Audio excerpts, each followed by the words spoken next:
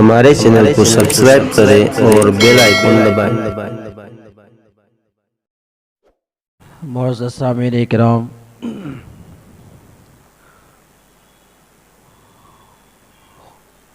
بالخصوص خلیفہ حضور اشرف الفقہاء برادر اکبر حضرت علامہ مولانا نور احمد اظہری صاحب قبلہ اور مولانا قمر رضا صاحب قبلہ اور دیگر احباب، السلام علیکم ورحمۃ اللہ وبرکاتہ۔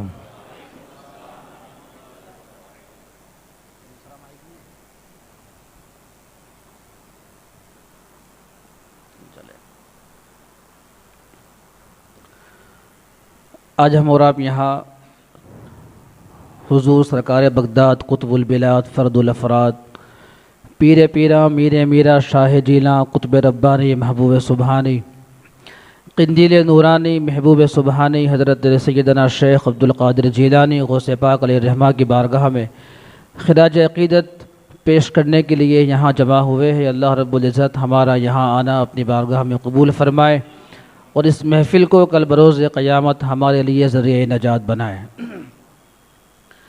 آئیے بلا کسی تاخیر کے ہم اور آپ مل کر آقا نعمت ارواح نافدہ جناب محمد رسول اللہ صلی اللہ تعالی علیہ وسلم کی مقدس بارگاہ بے پناہ میں اپنی غلامی کا ثبوت دیتے ہوئے بآواز بلند کوئی لب کوئی زبان خاموش نہ ہو، تمام حضرات بیک آواز ہو کر درود پاک کا نذرانہ پیش کریں۔ صلی اللہ علیہ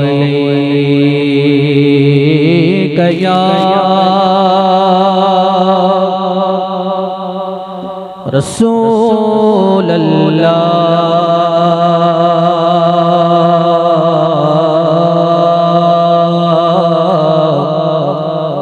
وسلم علیک یا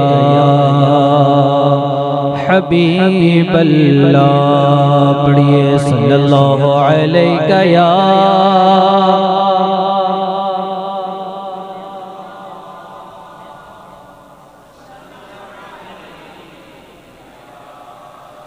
حبیب اللہ، صلی اللہ علیہ یا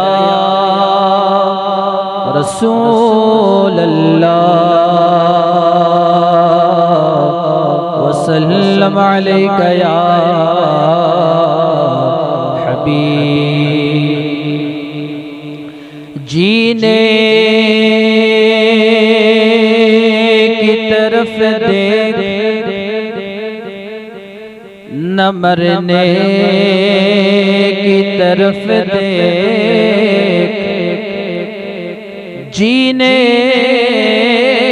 کی طرف دیکھ نہ مرنے کی طرف دیکھ، جب چوٹ لگے دل کو مدینے کی طرف دیکھ،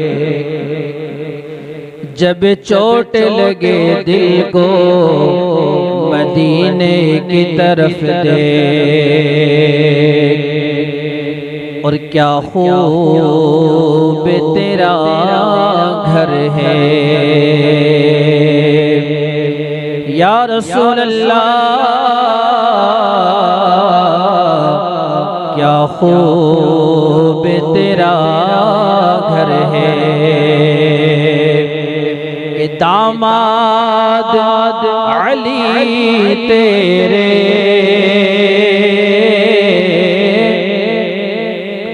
داماد علی تیرے،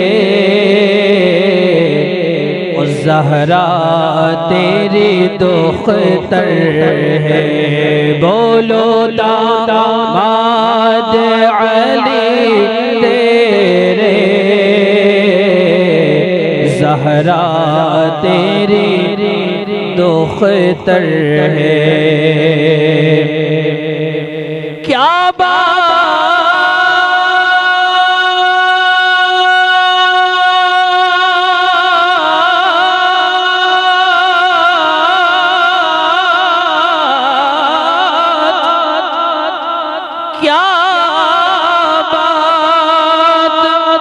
مدینے کی گلیوں کی ہے کہ یہ ساری دنیا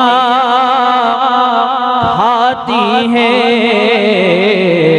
خیرات مدینے کی، بولو ساری دنیا کھاتی ہے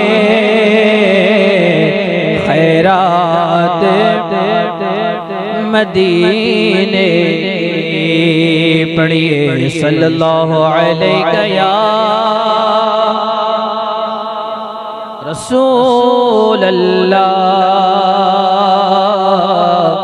وسلم علیک یا حبیب اللہ۔ یہ کلام الامام امام الکلام سے آغاز کرتے ہیں، کوئی لب کوئی زبان خاموش نہ ہو، تمام حضرات میرے ساتھ مل کر اس کلام میں شامل ہو جائیں۔ اللہ اللہ اللہ اللہ اللہ اللہ اللہ اللہ اللہ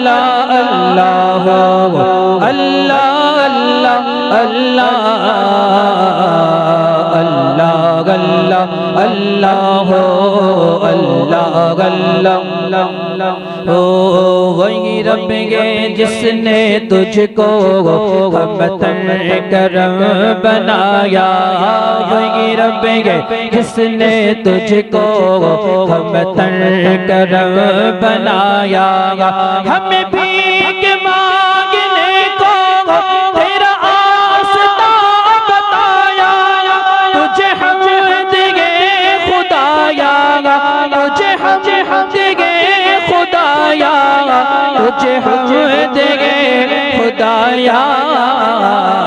اللہ اللہ اللہ اللہ اللہ اللہ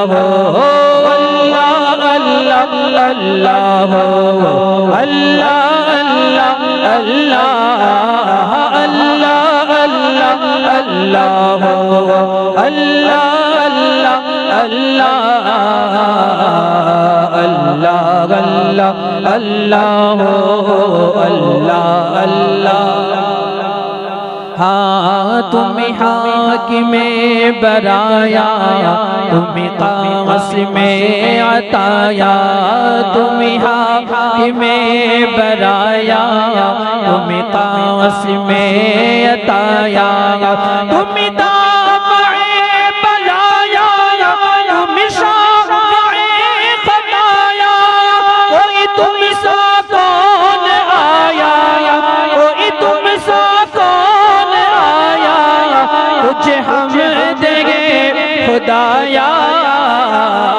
اللہ اللہ اللہ اللہ اللہ اللہ اللہ اللہ اللہ اللہ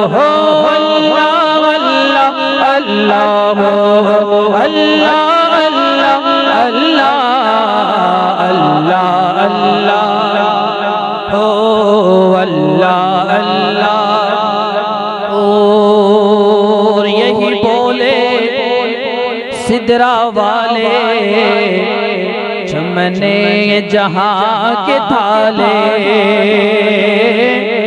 یہی بولے سدرا والے چمنے جہاں کے تھالے، سب میل چھان ڈالے تیرے پاس کان پایا، تجھے یکنے یک بنایا، تجھے یکنے بنایا، تجھے حمد گے خدایا۔ اللہ اللہ اللہ اللہ اللہ اللہ اللہ اللہ اللہ اللہ، ہمیں رضا تیرے دل کا پتہ چلا بمشکل، ہمیں رضا تیرے دل کا پتہ چلا بمشکل تیرے روز کے مقابل وہ ہمیں نظر تو آیا یہ نہ پوچھ کے سب آیا یہ نہ پوچھ کے سب آیا اللہ اللہ اللہ اللہ اللہ اللہ اللہ اللہ اللہ اللہ اللہ اللہ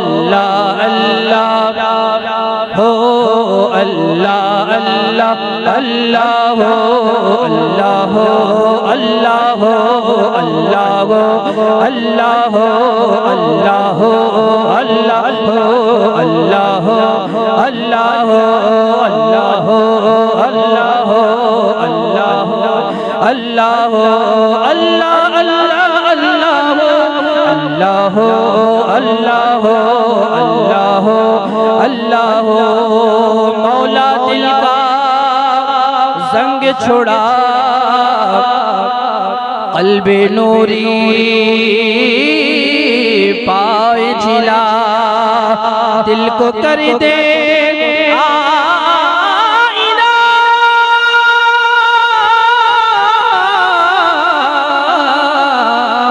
جس میں چمکے یہ کلمہ اللہ اللہ اللہ اللہ اللہ اللہ اللہ اللہ اللہ ہو درد دل کر مجھے عطا یا رب دے میرے درد کی دوا یا رب لاج رکھ لے گناہ گاروں کی نام رحمان ہے تیرا یا رب اور میری آنکھوں میں نور دے ایسا کہ تو ہی آئے مجھے نظر یا رب اللہ اللہ اللہ اللہ اللہ اللہ اللہ اللہ اللہ جل جلالہ وجل شانہ وجل ذکرہ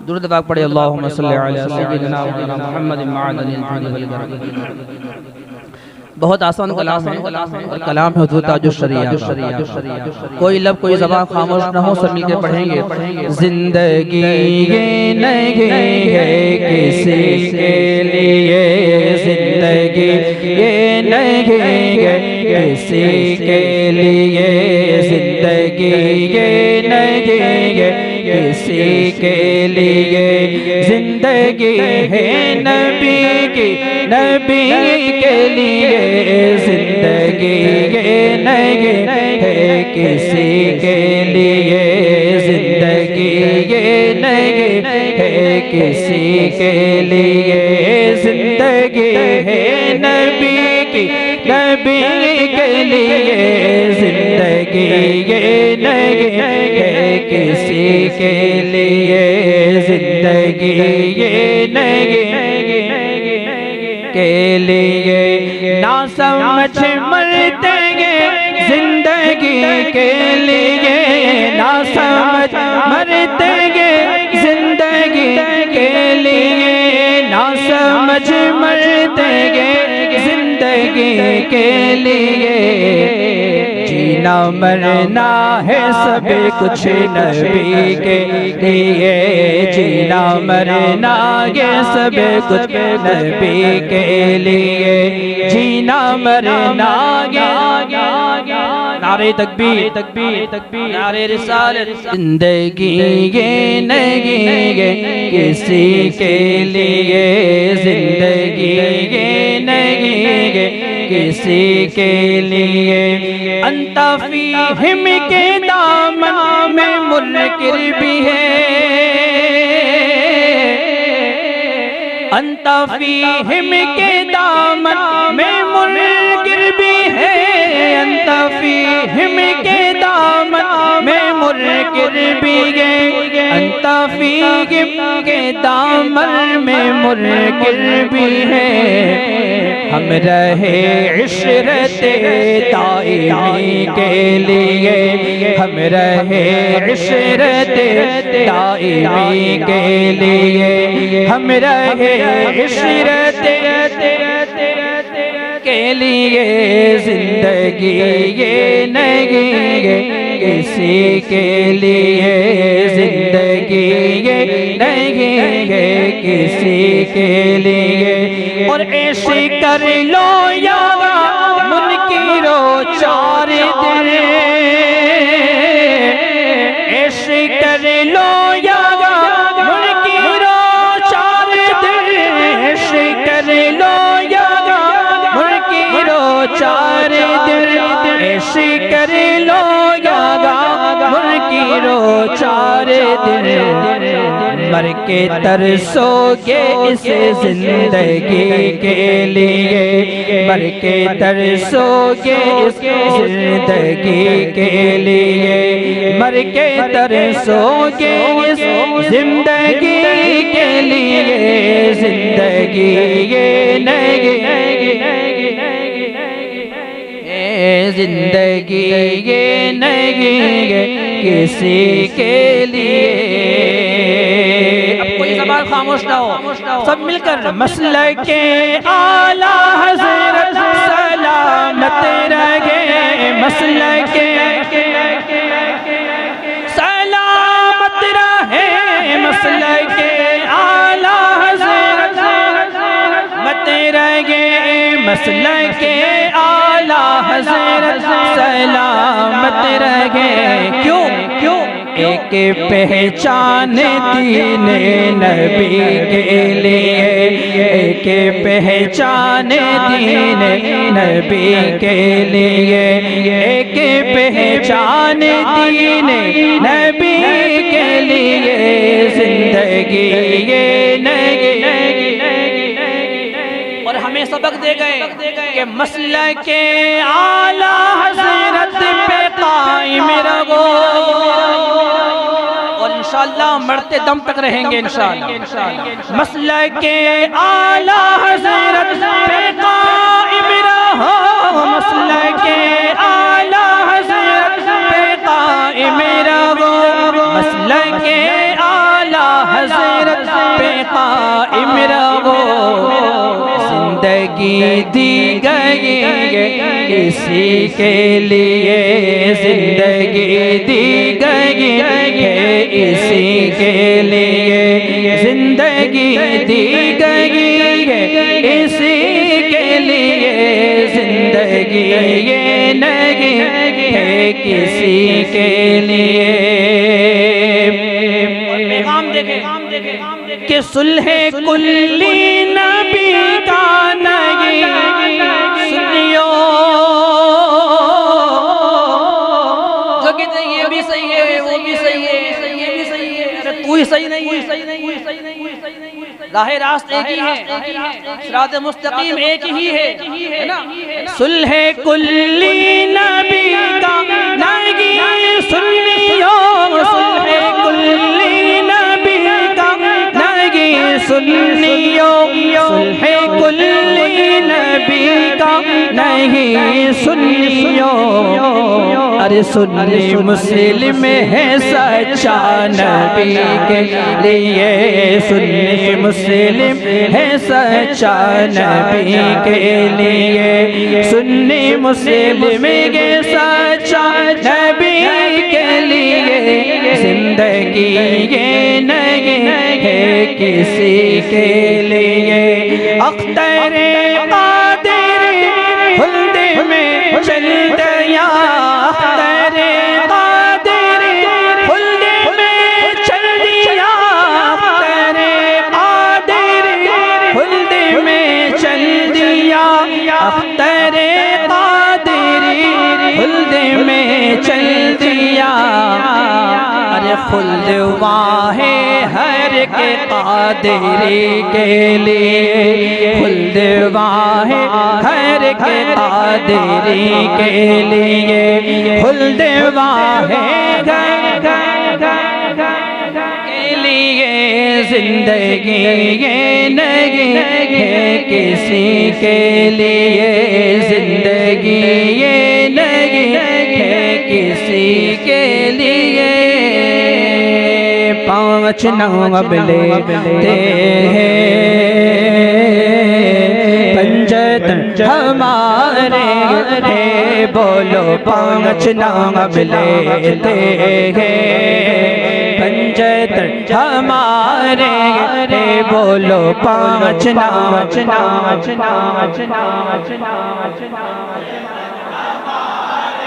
یہ یاد رکھے ہم یہاں بیٹھے ہیں نا تو محبوب کی محفل کو محبوب سجاتے ہیں، آتے ہیں وہی جن کو سرکار بلاتے ہیں، تو کوئی لب کوئی زبان خاموش نہ ہو، پنجتن کا ذکر ہو رہا ہے اور آج رسول بیٹھے ہیں الحمدللہ، وہاں بھی آج رسول، یہاں بھی اہل بیت، ان کے چہرے کی زیارت کرے اور سب مل کر کیا پڑھنا ہے پانچ نام لیتے تھے، بولو پنجتن ہے، پانچ نام لیتے ہیں پنجتن ہمارے ہیں، پانچ نام لیتے تھے پنجتن ہمارے ہیں، بولو پنجتن ہے، ارے ان پہ جیتے مرتے ہیں، پنجتن ہمارے ہیں، ان پہ جیتے مرتے ہیں، پنجتن ہمارے ہیں، فاطمہ محمد اور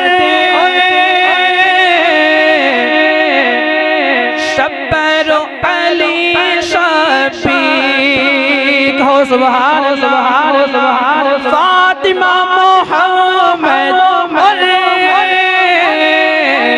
شبر و علی شفیق، کیسے نور سے چمکتے ہیں، بولو ہیں، پنجتن ہمارے ہیں، نور سے چمکتے ہیں، پنجتن ہمارے ہیں، اور لے لیا چاروں کو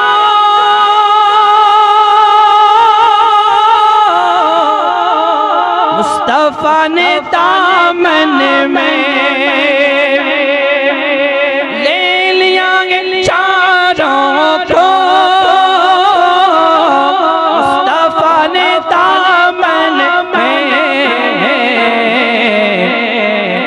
اہل بیت ایسے ہیں پنجتن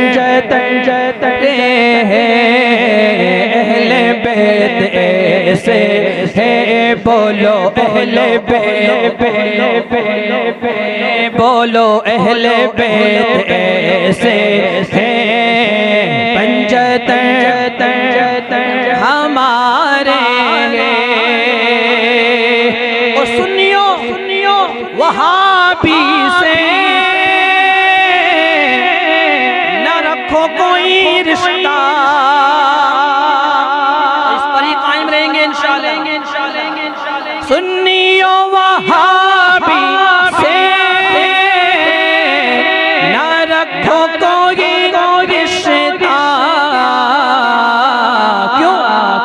ارے رشتے میں خرابی ہے، پنجتن ہمارے ہیں، رشتوں میں خسارے ہیں، بولو پنجتن ہمارے ہیں، اور رافضی کو موت آئے، مولانا آواز سے کہے آمین، اتنی زور سے آمین کہے کہ شیطان کا کلیجہ پھٹ جائے، سنیو رافضی کو موت آئے، ارے سنیو کہو دل سے یہ کھٹمل کہیں بھی ہو مر جائے، سنیو کہو دل سے کیا کہنا ہے کہ کل صحابہ تارے ہیں، اہل بیت کشتی ہے، اہل بیت کشتی ہے، کل صحابہ تارے ہیں، اصحابک النجوم فبأیہم اقتدیتم اہتدیتم، کل صحابہ تارے اہل بیت کشتی ہے۔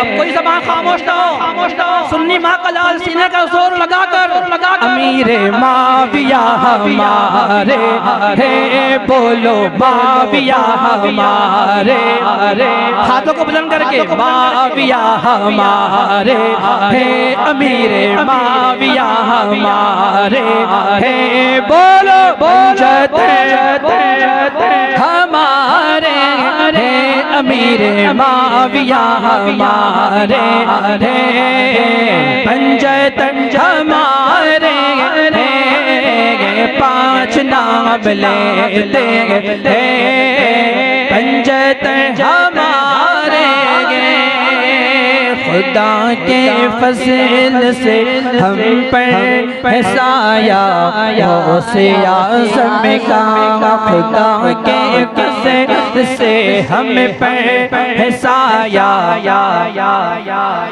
کا، ہمیں دونوں جہاں میں گے سہارا کا، ہمیں دونوں جہاں میں گے سہارا سم کا، مریدی لا تخف کہہ کر تسلی دی غلاموں کو، مریدی لا تخف کہہ کر تسلی دی غلاموں کو، قیامت تک رہے بے خوف پردہ غوث اعظم کا، قیامت تک رہے بے خوف پردہ غوث اعظم کا، ہمیں دونوں جہاں میں ہے سہارا اعظم کا، اور ہماری لاج کس کے ہاتھ گئے، بغداد والے گئے، ہماری لاج کس کے ہاتھ گئے، ہماری لاج کس کے ہاتھ گئے، بغداد والے گئے، گھبراؤ مت، مصیبت ٹال دینا کام کس کا، سم کا، مصیبت ٹال دینا کام کس کا، غوث اعظم کا، مصیبت ٹال دینا کام کس کا، غوث اعظم کا، اور فرشتوں روکتے کیوں ہو مجھے، ارے جنت میں جانے سے، فرشتوں روکتے کیوں ہو مجھے جنت میں جانے سے، دامن ہے کس کا، غوث اعظم کا، یہ دیکھو ہاتھ میں دامن ہے کس کا، غوث اعظم کا، پورا مجمع بجٹ آواز ہو کر، ہمیں دونوں جہاں میں خلیفہ حضور اشرف الفقہا حضرت علامہ مولانا نور احمد اظہری صاحب قبلہ، حضرت حافظ و قاری مولانا صدام رضا صاحب قبلہ، مولانا قمر صاحب قبلہ، دیگر حاضرین مجلس، السلام علیکم ورحمۃ اللہ وبرکاتہ۔ الحمد للہ رب العالمین والعاقبۃ للمتقین والصلاة والسلام علی سید الانبیاء واشرف المرسلین وعلی آلہ الطیبین الطاہرین وأصحابه الهادين المهديين، أما بعد فقد قال الله تبارك وتعالى في القرآن المجيد والفرقان الحميد، فأعوذ بالله من الشيطان الرجيم، بسم الله الرحمن الرحيم، ألا إن أولياء الله لا خوف عليهم ولا هم يحزنون الذين آمنوا وكانوا يتقون، صدق اللہ مولانا العظیم وصدق رسولہ النبی الامین المتین المکین المختار الکریم، ونحن علی ذلک لمن الشاہدین والشاکرین والذاکرین والحافظین والواصفین والحامدین، والحمد للہ رب العالمین۔ سبحانک لا علم لنا الا ما علمتنا انک انت العلیم الحکیم، رب اشرح لی صدری ویسر لی امری واحلل عقدۃ من لسانی یفقہوا قولی۔ قال اللہ تعالی فی شان حبیبہ ونبیہ مخبرا وآمرا، ان اللہ وملائکتہ یصلون علی النبی یا ایہا الذین آمنوا صلوا علیہ وسلموا تسلیما۔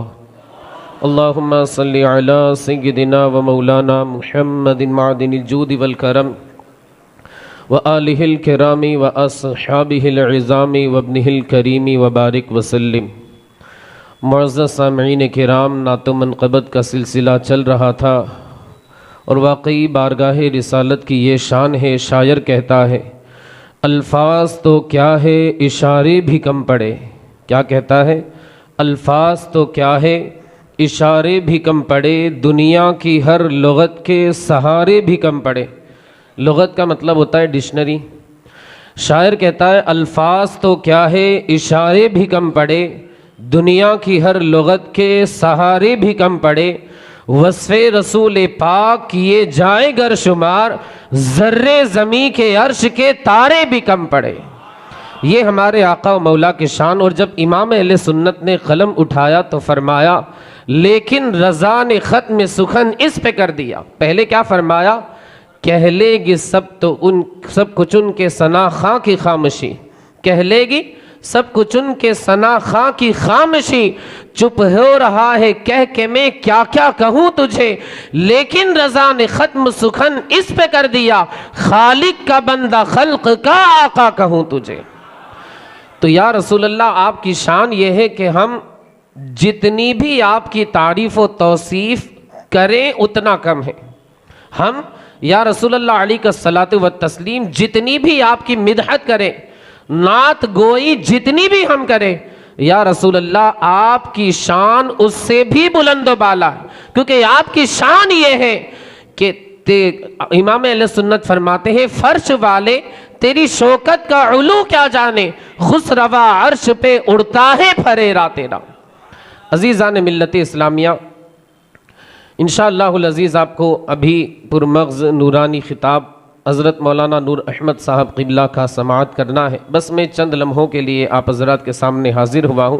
اللہ تبارک و تعالی مجھے حق بولنے، حق سننے اور ہم تمام لوگوں کو حق پر عمل پیرا ہونے کی توفیق رفیق عطا فرمائے۔ عزیزان ملت اسلامیہ، ابھی ربیع الاخر شریف کا مہینہ چل رہا ہے۔ 3-4 دن پہلے ہندوستان کی سرزمین پر آرام فرما، دلی کی سرزمین، دلی کی خاک میں آرام فرما محبوب الہی سلطان المشائخ خواجہ نظام الدین اولیاء علیہ الرحمت والرضوان کا عرس 2-4 دن پہلے ہی گزرا۔ میں چاہتا ہوں کہ آپ کی مختصر زندگی پر کچھ روشنی ڈالوں، مختصر طور پر آپ کی جو حیات مبارکہ ہے اس کے کچھ گوشے آپ حضرات کے سامنے میں پیش کروں۔ ویسے تو آپ حضرات نے پوسٹر میں پڑھا ہوگا، عنوان جو تھا، ہیڈنگ، وہ تھا جشن غوث الورا. لیکن ہم اگر کسی بھی ولی کی تعریف کرے سلسلہ جو ہے وہ سلسلہ قادریہ ہی میں پہنچتا ہے. میرے امام فرماتے ہیں کس گلستان کو نہیں فصل بہاری سے نیاز, کون سے سلسلے میں فیض نہ آیا تیرا, صفے ہر شجرہ میں ہوتی ہے سلامی تیری, شاخیں جھک جھک کے بجا لاتی ہے مجرا تیرا. اور فرماتے ہیں مزرعے چشت بخارا و عراق و اجمیر, کون سی کشت پہ برسا نہیں جھالا تیرا. یہ حضور سیدنا غوث اعظم کی شان. تو اگر ہم کسی بھی ولی کی تعریف کریں, غوث اعظم کی تعریف خود بخود ہو ہی جایا کرتی ہے. اور ویسے میں حضور سیدنا غوث اعظم کی بارگاہ میں خراج عقیدت پیش کرنے کے ارادے سے امام اہل سنت کے کچھ اشعار آپ حضرات کے سامنے میں پیش کروں. آپ حضرات سبحان اللہ بولنے کی کوشش کریں. میں بول رہا ہوں اس وجہ سے نہیں, بلکہ اس وجہ سے کہ یہ کلام کسی اور کا نہیں, بریلی کے تاجدار کا ہے. آپ حضرات میرا ساتھ دیں اگر یاد ہے, اور اگر نہیں یاد ہے تو کم از کم سبحان اللہ بولنے کی کوشش کریں. میرے امام فرماتے ہیں واہ کیا مرتبہ اے غوث ہے بالا تیرا, اونچے اونچوں کے سروں سے ہے قدم اعلیٰ تیرا, سر بھلا کیا کوئی جانے کہے کیسا تیرا, اولیاء ملتے ہیں آنکھیں وہ ہے تلوا تیرا, کیا دبے جس پہ حمایت کا ہو پنجا تیرا, شیر کو خطرے میں لاتا نہیں کتا تیرا. جو ولی قبل ہوئے یا بعد ہوئے یا ہوں گے سب ادب رکھتے ہیں دل میں میرے آقا تیرا. تو حسینی حسنی کیوں نہ محی الدین ہو, اے خضر مجمع بحرین ہے چشمہ تیرا, قسم دے دے کے کھلاتا ہے پلاتا ہے تجھے پیارا اللہ تیرا, چاہنے والا تیرا, تجھ سے در سے سگ اور سگ سے ہے مجھ کو نسبت, میری گردن میں بھی ہے دور کا ڈورا تیرا, اس نشانی کے جو سگ ہے نہیں مارے جاتے, حشر تک میرے گلے میں رہے پٹا تیرا. یہ حضور سیدنا غوث اعظم کی شان اور بیان کرنے والی جو ذات ہے وہ امام اہل سنت کی ہے. آخر میں عرض کرتے ہیں فرماتے ہیں, ہم اپنے اعتبار سے کہتے ہیں فرماتے ہیں کہ فخر آقا میں رضا اور بھی ایک نظم رفیع, فرماتے ہیں فخر آقا میں رضا اور بھی ایک نظم رفیع, چل لکھا لائیں ثنا خانوں میں چہرہ تیرا. یہ امام اہل سنت نے حضور سیدنا غوث اعظم کی شان بیان فرمائی. بات کریں سیدنا امیر خسرو جو کہ محبوب الہی کے خلیفہ خاص اور مرید خاص تھے. یہ اپنے والد گرامی کے ساتھ سلسلہ ارادت میں داخل ہونے کے ارادے سے گئے. والد گرامی نے کہا چلو تمہیں میں مرید بنانے کے لیے لے جاتا ہوں. امیر خسرو کے اس وقت صرف اور صرف 8 سال کی عمر تھی. اپنے والد گرامی سے عرض کرنے لگے, کہنے لگے ابا حضور مرید کا مطلب تو ہوتا ہے چاہنے والا, یعنی اپنی مرضی سے چاہنے والا. یہاں پر تو میری مرضی نہیں چل رہی ہے بلکہ آپ مجھے لے جا رہے ہیں. میں اپنی مرضی سے مرید ہونے تو نہیں جا رہا ہوں, حالانکہ چلنی میری چاہیے, مرضی میری ہونی چاہیے, میری مرضی کے مطابق میں مرید ہوں تب بات کہلائے کہ ہاں میں اپنی مرضی سے مرید ہوا. اس لیے کہ مرید کا مطلب ہوتا ہے چاہنے والا. ابا حضور نے کم سن بچہ چھوٹا سمجھ کر کے جانے دیا, کچھ جواب نہیں دیا. اب سیدنا محبوب الہی سلطان المشائخ خواجہ نظام الدین اولیاء کے آستانے کے قریب, یعنی آپ کی جو خانقاہ مقدسہ تھی اس کے قریب پہنچے, اور یہ امیر خسرو وہیں پر بیٹھ گئے. اپنے ابا سے کہا کہ آپ جائیں اور میرے جو بڑے بھائی آپ دونوں چلے جائیں, آپ دونوں مرید ہو کر کے آئیں, میری جب مرضی ہوگی اس وقت میں مرید ہوں گا. یہاں پر آپ دیکھیں, میں ایک بات آپ حضرات کے سامنے عرض کروں اس واقعے کو پیش کر کے. امیر خسرو کی جو یہ سنت تھی, امیر خسرو کا یہ طریقہ تھا, ان کے نقش قدم پر ہمیں چلنے کی ضرورت ہے. امیر خسرو ہمیں جاتے جاتے یہ سکھا گئے کہ ہمیں اپنا ہاتھ ہر کسی کے ہاتھ میں نہیں دینا ہے, ہمیں اپنا ہاتھ اسی پیر کے ہاتھ میں دیکھنا ہے جو مصطفیٰ کی سنتوں پر چلنے والا ہو. ہمیں اپنا ہاتھ اسی پیر کے ہاتھ میں اپنا ہاتھ دینا ہے جو مصطفیٰ جان رحمت کی سنتوں پر چلنے والا ہو, نمازی ہو, باشرہ ہو, پابند شرع ہو, ہر کسی پیر کے ہاتھ میں اپنے ہاتھ کو نہیں دینا ہے. اب ابا حضور اور ان کے جو بڑے بھائی تھے وہ مرید ہونے کے ارادے سے اندر گئے. یہ باہر بیٹھے ہوئے ہیں اور انہوں نے ایک رباعی یعنی 4 اشعار 4 مصرے 2 شعر انہوں نے لکھ دیے. اس شعر میں انہوں نے لکھا فارسی کے اندر, اس کا ترجمہ یہ ہے کہ اگر آپ یعنی محبوب الہی کو مخاطب کرتے ہوئے کہ آپ کی شان تو یہ ہے کہ آپ کی خانقاہ کے گنبد پر اگر کوئی کبوتر بیٹھ جاتا ہے تو آپ کی کرامت سے اللہ اسے باز بنا دیا کرتا ہے. باز ایک پرندے کا نام ہے. تو اگر آپ اتنے پہنچے ہوئے ہیں تو آپ میرے دل کو حال کو جان لیجئے اور مجھے اندر بلا کر کے اپنے سلسلے ارادت میں داخل فرما لیجئے. سبحان اللہ. انہوں نے یہاں پر یہ لکھا. ادھر سلطان المشائخ محبوب الہی خواجہ نظام الدین اولیاء علیہ الرحمت والرضوان نے اپنی خادم خاص کو بھیجا. جب ادھر سوال جو تھا وہ فارسی میں تھا اور شعر کے شکل میں تھا, ادھر جواب بھی فارسی میں ہے, اشعار کے شکل میں ہے. یہ اللہ والوں کا حال کہ اندر بیٹھے ہوئے ہیں مگر باہر کیا ہو رہا ہے. مرید کے دل میں جو ارادہ رکھتا ہے, سلسلے ارادت میں داخل ہونا چاہتا ہے, اس کے دل میں کیا چل رہا ہے, اللہ والے اسے بند کمرے میں بیٹھ کر بتا دیا کرتے ہیں. عزیزان ملت اسلامیہ, یہ ولی ہے, نبی نہیں ہے. جب ولی کی یہ شان ہے, نبی کی شان کا عالم کیا ہوگا. شاعر کہتا ہے جب ان کے گدا بھر دیتے ہیں شاہان زمانہ کی جولی, محتاج کا جب یہ عالم ہے, مختار کا عالم کیا ہوگا. یہ ولی کی شان کہ باہر کیا ہو رہا ہے, کون بیٹھا ہے, اس کے دل میں کیا چل رہا ہے, اسے جان بھی لیا, جواب بھی دے دیا. یہ ایک ولی کی شان ہے. بلا شبہ ہمارے نبی کی شان یہ ہے. میرے امام فرماتے ہیں اور کوئی غیب کیا تم سے نہا ہو بلا, جب نہ خدا ہی چھپا تم پہ کروڑوں درود. سر عرش پر ہے تیری گزر, دل فرش پر ہے تیری نظر, ملکوت و ملک میں کوئی شے نہیں وہ جو تجھ پہ آیا نہیں. یہ ہمارے نبی کی شان. اور آپ کی عطا سے یہ ولی کی ایک کرامت. اپنے مرید خاص کو بھیجا, ایک رباعی لکھ کر کے, اشعار لکھ کر کے, فارسی میں تھے. مفہوم یہ تھا کہ اگر تم دانشور ہو, اگر تم راہ سلوک پر چلنا چاہتے ہو تو اندر آ کر کے مرید بن جاؤ, اور اگر تمہارا یہ حال نہیں ہے, دانشور نہیں ہو, تو پھر خانقاہ کے دروازے تمہارے لیے کھلے ہوئے ہیں, واپس چلے جاؤ. سیدنا امیر خسرو سمجھ جاتے ہیں کہ کوئی عام پیر نہیں ہے, بلکہ اگر یہ پیر ہے تو مصطفیٰ جان رحمت کی سنتوں کو تھامنے والے پیر ہیں. آج ہمیں بھی ان اولیاء کرام کے بتائے ہوئے راستے کے مطابق زندگی گزارنے کی ضرورت ہے.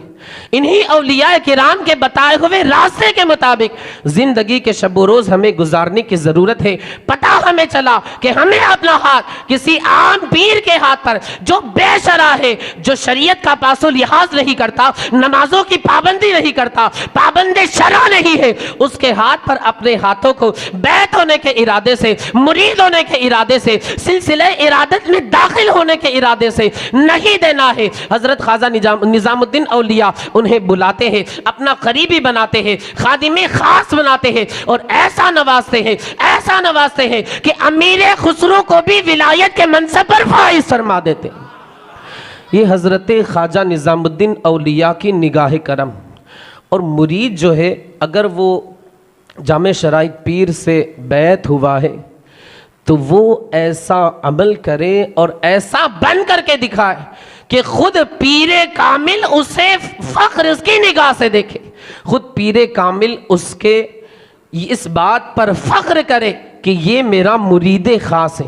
خواجہ نظام الدین اولیاء کو امیر خسرو سے ایسی محبت تھی, فرماتے ہیں اگر ایک قبر کے اندر 2 لاشوں کو دفن کرنا جائز ہوتا تو نظام الدین جو ہے وہ امیر خسرو کو بھی اپنے ساتھ دفن کروا دیتا. ایسی عقیدت, ایسی محبت. اور یہ بھی فرمایا کہ کل قیامت کے دن رب کعبہ نے پوچھ لیا نظام الدین کیا لائے ہو, جواب میں کسی اور کو نہیں, اسی امیر خسرو کو پیش کر دوں گا. آپ ذرا سوچو تو صحیح. اس سے ہمیں یہ سمجھ میں آیا, سبق ہمیں یہ ملتا ہے, ذہن یہ ملتا ہے, تعلیم یہ ملتی ہے کہ ہم ایسے بنے کہ ہمارا جو پیر کامل ہے وہ ہم پر فخر کرے, ناز کی نگاہ سے دیکھے کہ یہ میرا مرید ہے. مگر آج ہمارا کیا حال ہے, پیر سے چلو ہم نے مرید تو بن گئے مگر پیر سے ہمارا کوئی تعلق نہیں ہے. پیر نے جو ہمیں شجرہ دیا ہے اس کو ہم نے شوکیس کے اندر، سوٹ کیس کے اندر، کباڑ کے اندر، ہم نے الماری کے اندر رکھ دیا ہے۔ اس کے اندر جو تعلیمات دی ہے اس کو ہم پڑھنے کی کوشش نہیں کرتے۔ تو خدا را اگر ہم نے پہلے تو ہمارا یہ فرض بنتا ہے کہ ہم جامع شرائط پیر سے اپنے سلسلے کو جوڑیں، اپنے ہاتھ کو جامع شرائط پیر جو ہے اس کے ہاتھ میں دے، ہر کسی کے ہاتھ میں اپنے ہاتھ کو دینے کی زحمت ہرگز نہ کریں۔ عزیزان ملت اسلامیہ، آخری بات عرض کر کے اپنی گفتگو کو ختم کر دوں۔ یہی خواجہ نظام الدین اولیاء آپ حضرات نے حدیث پاک تو سنی ہوگی، ایک مرتبہ حضرت ابو ہریرہ کو بھوک کا احساس ہوا۔ یہ اصحاب صفہ کے چبوترے پر بیٹھ کر کے علم حاصل کیا کرتے تھے، اور اصحاب صفہ جو تھے ان کی تعداد 400 تھی۔ ان کے یہ سردار تھے، امیر تھے، رئیس تھے، شیخ تھے۔ امام حضور اکرم صلی اللہ علیہ وآلہ وسلم نے انہیں اصحاب صفہ کا سردار بنایا تھا۔ ایک مرتبہ کی بات ہے، مصطفیٰ جان رحمت کی بارگاہ میں آتے عرض کرتے، حضور یا حبیبنا یا رسول اللہ علیہ الصلاۃ والتسلیم، ابو ہریرہ کو آج بھوک کا احساس ہوا۔ اللہ اکبر، حضرت ابو ہریرہ کو بھوک لگ رہی ہے، کہاں آ رہے ہیں؟ مصطفیٰ جان رحمت کی بارگاہ میں آ رہے ہیں، اس لیے کہ ابو ہریرہ کا یہ ایمان ہے، یہ عقیدہ ہے کہ جس نبی سے ہمیں نماز ملی، قرآن ملا، دین ملا، ایمان ملا، اسلام ملا، روزے ملے، ساری چیزیں ملی، وہ نبی ہمیں بھوکا جو اگر بندہ ہے اس کو کھلانے پر بھی قادر ہے، پلانے پر بھی قادر ہے۔ میرے حضور اعلیٰ حضرت کے شہزادے فرماتے، کھاتے ہیں تیرے در کا، پیتے ہیں تیرے درگاہ، پانی ہے تیرا پانی، دانا ہے تیرا دانا۔ ابو ہریرہ کا یہ عقیدہ تھا کہ ہمارے نبی کے خالی ہاتھوں کے اندر دونوں جہان کے خزانے ہیں۔ میرے امام اسی کی ترجمانی کرتے ہوئے فرماتے ہیں، دو جہاں خالق کل نے آپ کو مالک کل بنا دیا، دونوں جہان کی نعمتیں ہیں آپ کے خالی ہاتھ میں۔ اور حضور تاج الشریعہ فرماتے، جہاں بانی عطا کر دے، بڑی جنت ہبا کر دے، نبی مختار کل ہے، جسے جو چاہے عطا کر دے، جہاں میں ان کی چلتی ہے، وہ دم میں کیا سے کیا کر دے، زمین کو آسما کر دے، سریا کو زرا کر دے۔ یہ ہمارے نبی کی شان۔ حضرت ابو ہریرہ آئے، عرض کی میرے آقا مصطفیٰ کریم صلی اللہ علیہ وآلہ وسلم کی بارگاہ میں۔ اسی وقت دودھ کا پیالہ آیا، میرے آقا مصطفیٰ کریم صلی اللہ علیہ وآلہ وسلم نے حضرت ابو ہریرہ سے فرمایا، ابو ہریرہ پہلے تم نہ پیو، بلکہ تمہارے جو ساتھی ہے صفہ کے چبوترے پہ بیٹھے ہوئے ہیں، جاؤ جا کر کے پہلے انہیں پلاؤ۔ اسلام ہمیں یہی سکھاتا ہے کہ ہم اپنا خیال پہلے نہ کریں بلکہ پہلے دوسروں کا خیال کریں۔ اسلام ہمیں یہی سکھاتا ہے، اسی بات کی تعلیم دیتا ہے۔ تو ہم اس حدیث پاک پر جب ہمارے یہاں مہمانی ہوتی ہے، کھانے وغیرہ کا ہم نے انتظام کیا، نیاز کی، تب تو ہم اس پر عمل کرتے ہیں کہ بھائی گھر والے جو آخری میں کھائیں گے، لیکن اس حدیث پاک پر عمل جو ہے وہ گھر کی خواتین مکمل طریقے سے کرتی ہیں۔ آپ دیکھیں، جائزہ لے، گھر میں کچھ بھی بنا ہو، وہ کبھی بھی پہلے گھر کی خواتین نہیں کھاتی بلکہ مردوں کا انتظار کیا کرتی۔ تو ہمیں بھی چاہیے کہ ہم اس حدیث پاک کے مطابق عمل کریں، پہلے غریبوں کو کھلائے، دوسروں کو کھلائے۔ یقیناً آپ اس کی برکتیں دیکھیں گے، اللہ آپ کے رزق میں بے پناہ برکتیں لکھ دے گا۔ تو حضرت ابو ہریرہ سے فرمایا، جاؤ صفہ کے چبوترے پر جو ہمارے اصحاب ہیں انہیں جا کر کے یہ دودھ پلاؤ۔ اس وقت تقریباً 70 صحابہ وہاں پر موجود تھے۔ حضرت ابو ہریرہ رضی اللہ تعالی عنہ نے ایک صحابی رسول کو پلایا، اس پیالے کے اندر جتنا دودھ جتنی مقدار میں تھا، پہلے جتنی مقدار میں تھا ابھی بھی اتنی مقدار میں موجود ہے۔ دوسرے صحابی نے پیا، تیسرے صحابی نے پیا، بلکہ 70 صحابہ نے پی لیا۔ حضرت ابو ہریرہ فرماتے، پھر میری باری آئی، میرا نمبر آیا، ابو ہریرہ نے دودھ پیا، اتنا پیا، سیراب ہو گیا، پیٹ بھر گیا۔ اب پیالے کے اندر دیکھا تو جتنی تعداد میں پہلے دودھ موجود تھا، اللہ وحدہ لا شریک نے اس دودھ کی مقدار کو پہلے سے زیادہ بڑھا دیا تھا۔ یہ نبی کریم صلی اللہ علیہ وآلہ وسلم کا معجزہ۔ عزیزان ملت اسلامیہ، اس کی جھلک، اس کا پرتو، اس کا عکس اور اس کی عطا محبوب الہی کی زندگی میں بھی نظر آتی ہے۔ یقیناً محبوب الہی مصطفیٰ جان رحمت کی ایک عطا ہے، ایک عنایت ہے، ایک نوازش ہے۔ ایک مرید نے آپ کی دعوت کی، محفل وغیرہ قائم ہوئی۔ اب حضرت خواجہ نظام الدین اولیاء اور آپ کے مریدین کے اعتبار سے اس مرید نے 50-60 آدمی کا کھانا بنایا۔ حضرت اپنے مریدین کو لے کر پہنچ گئے، مگر دیکھا کہ ایک جم غفیر ہے، تقریباً 5-6 ہزار لوگ تعداد میں موجود ہیں۔ وہ گھر والا جو تھا وہ پریشان، حضرت اس کی پریشانی کو جان گئے، ارشاد فرمایا گھبرانے کی ضرورت نہیں ہے، اللہ کی رحمت پر بھروسہ رکھ، اگر تو تھوڑے آدمی کا بنائے گا اللہ کی رحمت سے نظام الدین کو امید ہے 5000 لوگوں کو بھی تیرا کھانا کفایت کر جائے۔ یہ حضرت خواجہ نظام الدین اولیاء کا اللہ کی رحمت کاملہ پر مکمل یقین۔ آج ہمیں اللہ کی رحمت پر بھروسہ نہیں، یقیناً ہمیں اللہ کی رحمت پر جس طریقے سے یقین رکھنا چاہیے، بھروسہ رکھنا چاہیے، ویسا ہمیں یقین نہیں ہے۔ اب وہ لوگ آئے، حضرت نے فرمایا روٹی کے 4 ٹکڑے کر کے دسترخوان پہ رکھ دینا، لوگوں کے ہاتھ دھلاؤ اور کھلانے کی شروعات کرو۔ اس وقت اس خادم نے کھلایا پلایا، دنیا نے دیکھا، زمانے نے دیکھا، لوگوں نے دیکھا کہ وہ جو کھانا جا تیار کیا گیا تھا، بنایا گیا تھا، پکایا گیا تھا، گوشت اور روٹی کی شکل میں 50 آدمی کا یا 60 آدمی کا، مگر اللہ وحدہ لا شریک نے خواجہ نظام الدین اولیاء کے صدقے میں اس کھانے کے اندر اتنی برکتیں عطا فرما دی، اتنی برکتیں عطا فرما دی کہ 50 آدمی کا کھانا 5000 آدمی تناول کر کے چلے جایا کرتے ہیں۔ یہ حضرت خواجہ نظام الدین اولیاء کی زبان اقدس سے نکلے ہوئے کلمات کہ اگر واقعی وہ کہ امام اہل سنت فرماتے وہ کہ اس در کا ہوا خلق خدا اس کی ہوئی، وہ کہ اس در سے پھرا اللہ اس سے ہو گیا۔ یہ اگر جو بندہ مصطفیٰ کی غلامی کو مکمل طریقے سے تھام لے، مصطفیٰ کے در کو مکمل طریقے سے تھام لے، یقیناً وہ بندہ اس دنیا میں بھی کامیاب ہو جاتا ہے، آخرت میں بھی کامیاب ہو جاتا ہے۔ اب اس بندے کا حال یہ ہوتا ہے کہ اگر سامنے سے کسی کا شیر بھی آ جائے، عبد القادر کا ایک کتا ہی اس کے لیے کافی ہو جایا کرتا ہے۔ میرے امام فرماتے ہیں کیا دبے جس پہ حمایت کا ہو پنجہ تیرا، شیر کو خطرے میں لاتا نہیں کتا تیرا۔ یہ اس بندے کی شان جو رسول اللہ کی غلامی کا پٹا اپنی گردن میں ڈال دیا کرتا ہے۔ عزیزان ملت اسلامیہ، یہ اولیاء کرام کے مختصر حالات تھے۔ میرا وقت بھی تقریباً پورا ہو گیا، مجھے جانا بھی ہے۔ مولا عز و جل ہمیں آپ کو اور ساری دنیا کے خوش عقیدہ مسلمانوں کو ان اولیاء کرام کے نقش قدم پر چلنے کی توفیق رفیق عطا فرمائے، ان اولیاء کرام کے بتائے ہوئے راستے کے مطابق زندگی کے شب و روز گزارتے رہنے کی توفیق رفیق عطا فرمائے۔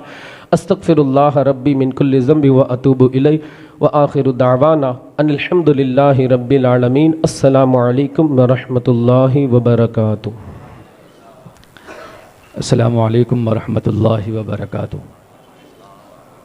الحمد للہ رب العالمین والعاقبۃ للمتقین والصلاة والسلام علی سید الانبیاء والمرسلین وعلی آلہ واصحابہ وازواجہ وذریاتہ واہل بیتہ اجمعین، اما بعد فاعوذ باللہ من الشیطان الرجیم، بسم اللہ الرحمن الرحیم۔ یا ایہا الذین آمنوا لا تتخذوا الکافرین اولیاء من دون المؤمنین، آمنت باللہ صدق اللہ العظیم وصدق رسولہ النبی الامین المتین الکریم ونحن علی ذلک لمن الشاہدین والشاکرین فالحمد للہ رب العالمین۔ آئیے کچھ عرض و معروض کرنے سے قبل ہم اور آپ مل کر بارگاہ رسالت مآب صلی اللہ تعالی علیہ وسلم میں جھوم جھوم کر درود پاک کا نذرانے عقیدت پیش کریں۔ پڑھے بابا سے بلند اللہم صلی علی سیدنا شفیعنا و مولانا محمد بارک وسلم صلاۃ و سلاما علیک یا سیدی یا حبیبی یا رسول اللہ صلی اللہ تعالی علیہ وسلم۔ 11:20 ہونے کو ہے اور 2-3 کلاموں کی فرمائش ہے، لیکن وہ 2-3 کلام بڑی معذرت سے پھر کبھی ہم پڑھیں گے انشاءاللہ، اور سنتے رہتے ہیں آپ۔ صرف بطور تبرک 2 شعر ہم ایک فرمائشی کلام، وہ بھی فرمائشی کلام ہے، اس میں سے صرف 2 شعر پڑھ لیتے ہیں، باتیں بہت زیادہ کرنی ہے ہمیں، پھر وقت زیادہ ہو جائے گا، تو بڑی معذرت چاہتا ہوں میں ان سے۔ مل کر درود پاک کا نذرانہ پیش کریں۔ صلی اللہ علیہ یا رسول اللہ وسلم علیک یا لم یاتی نذیرک فی نظر کفزد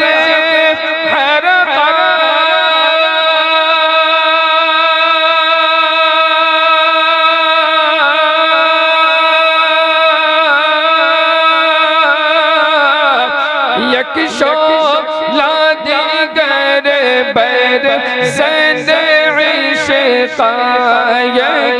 شولا دیگر پر زن عشق بورتن من تن سب پھونک دیا بورتن من تن سب پھونکنا اور بس خامائے میں نوائے رضا نہ یہ طرز میری نہ یہ رنگ میرا نہ یہ طرز میری نہ یہ رنگ میرا ارشاد احبا ناطق تھا ارشاد احبا ناطق تھا لاچار سے راہ پڑا جانا جگ گاج کو تاج تورے سرسوں تورے سرسوں ہے تجھے کو شہر دوسرا جانا دوشے پڑھ اللہم صلی علی سیدنا شفیعنا و مولانا محمد النبارک وسلم صلاة و سلام علیک یا سیدی یا حبیبی یا رسول اللہ صلی اللہ تعالیٰ علیہ وسلم۔ اللہ نے کلام مقدس میں ارشاد فرمایا اے ایمان والو لا تتخذوا الکافرین، اے ایمان والو غیروں کو جن کے پاس ایمان نہیں ہے ایسوں کو اپنا دوست نہ بناؤ من دون المؤمنین، مومنوں کو چھوڑ کر۔ یہ کلام مقدس کا فرمان ہے، کوئی یہ نہ کہے کہ یہ مولانا کے پیٹ کی بات ہے۔ کلام مقدس کی آیت کریمہ اے ایمان والو، خطاب بھی کس سے؟ ایمان والوں سے۔ اے ایمان والو مومنوں کو چھوڑ کر غیروں کو اپنا دوست نہ بناؤ۔ نزہۃ الخاطر کے حوالے سے ایک حدیث راوی روایت کرتے ہیں، حدیث پاک میں آیا ہے کہ پچھلے انبیاء کرام میں سے کسی ایک نبی پر اللہ تبارک و تعالیٰ نے وحی نازل فرمائی، اور وحی کیا تھی؟ وحی یہ تھی کہ اللہ تبارک و تعالیٰ فرماتا ہے کہ میرے بندے خاص جو ہیں وہ میرے خاص بندے ایسے ہیں کہ وہ میرا ذکر کرتے ہیں، اے نبی میں ان کا ذکر کرتا ہوں، وہ میرے مشتاق ہیں، میں ان کا مشتاق ہوں، اللہ فرماتا ہے اور نبی کی طرف وحی بھیجتا ہے۔ نزول وحی میں بات کیا بتائی جا رہی کہ وہ جو خاص بندگان خدا ہیں وہ کیسے ہیں کہ وہ میرے مشتاق ہیں اور میں ان کا مشتاق ہوں، وہ میرا ذکر کرتے ہیں، میں ان کا ذکر کرتا ہوں، وہ مجھے یاد کرتے ہیں تو میں ان کو یاد کرتا ہوں، جبکہ وہ ان کا یاد کرنا، بندوں کا خدا کو یاد کرنا بھی خدا ہی کی طرف سے ہوتا ہے۔ وہ اگر چاہے تو یاد کرے، وہ اگر نہ چاہے تو یاد زندگی میں نہ آئے۔ پھر نبی کی طرف اللہ تبارک و تعالیٰ نے جب یہ وحی بھیجی اور پھر فرمایا کہ وہ میرے جو بندگان خاص ہے، خاص میرے بندے جو ہیں، اللہ کی بارگاہ میں وہ نبی عرض گزار ہوئے، مولا وہ کیسے ہوتے ہیں، ان کا عمل کیا ہے، وہ کرتے کیا ہیں؟ تو اللہ نے ارشاد فرمایا کہ وہ میرے جو خاص بندے ہیں نا، وہ میرے خاص بندے ایسے ہیں جیسے رات کے وقت تھک ہار کر پرندے آرام کرنے کے لیے جس طرح اپنے گھونسلے تلاش کرتے ہیں، انسان دن بھر کا تھکا ہارا جب گھر آتا ہے اور تھک ہار کر آنے کے بعد وہ چاہتا ہے کہ میں آرام کروں، آرام سے لیٹوں، مجھے سکون میسر آئے۔ اللہ فرماتا ہے اس وقت جب دوست اپنے دوست سے، حبیب اپنے حبیب سے وصل کی چاشنی حاصل کرنا چاہتا ہے، اس وقت وہ میرے خاص بندے فرش کو، بستر کو، آرام کو، آسائشوں کو چھوڑ کر میری بارگاہ میں کھڑے ہو جاتے ہیں۔ اور کھڑے ہو کر کرتے کیا ہیں؟ اللہ وہی نازل فرماتا ہے، ارشاد فرماتا ہے کہ وہ کھڑے ہو کر اپنے چہروں کو بچھا دیتے ہیں، اپنے دلوں کو میری بارگاہ میں، میری راہ میں بچھا دیتے ہیں۔ کچھ وہ ہیں جو قیام کرتے ہیں، کچھ وہ ہیں جو رکوع کرتے ہیں، کچھ وہ ہیں جو سجدے میں ہیں، کچھ وہ ہیں جو تسبیح و تہلیل بیان کرتے ہیں۔ کہتے ہیں وہ مجھے یاد کرتے رہتے ہیں، کرتے رہتے ہیں، کرتے رہتے ہیں، اور پوری رات میری یاد میں گزار دیتے ہیں۔ اے نبی، یہ میرے جو خاص بندے ہیں نا، ان کے دل پر پھر میری تجلی کا ظہور ہوتا ہے۔ اللہ کی تجلی، رب فرما رہا ہے کہ میری تجلی پھر ان کے دلوں پر آتی ہے، اور جب میری تجلی کا ظہور اور نزول ان کے دلوں پر ہوتا ہے تو اللہ فرماتا ہے پھر میں انہیں ایسا علم عطا فرماتا ہوں کہ جو انسانوں کے وہم و گمان اور خیال اور تصور میں بھی نہیں ہوتا، وہ علم انہیں عطا کرتا ہوں۔ یہ وحی نازل ہوئی کس پر؟ نبی پر۔ مشائخ میں سے ایک شیخ ہیں۔ اب ان بندگان خدا میں آپ کو ویسے ہر ولی نظر آئے گا، ایسے جو رات بھر اللہ کی عبادت کرتے ہیں۔ ہم نے تو ولیوں کو صرف کرامت سے جانا ہے، حقائق میں تو ہم گئے ہی نہیں کہ ولی کیسے بنتا ہے۔ ہم نے تو کبھی اس طرف نگاہ ہی نہیں کی۔ ہم نے تو کبھی یہ جاننے کی کوشش تھا کہ وہ غوث پاک، بڑے پیر دستگیر، وہ بنے کیسے، وہ تو کبھی ہم نے جانا ہی نہیں۔ بغداد ہی علاقے کے ایک مشائخ میں سے ایک شیخ ہیں، وہ بیان کرتے ہیں کہ ایک مرتبہ میں دریا کے کنارے سے گزر رہا تھا۔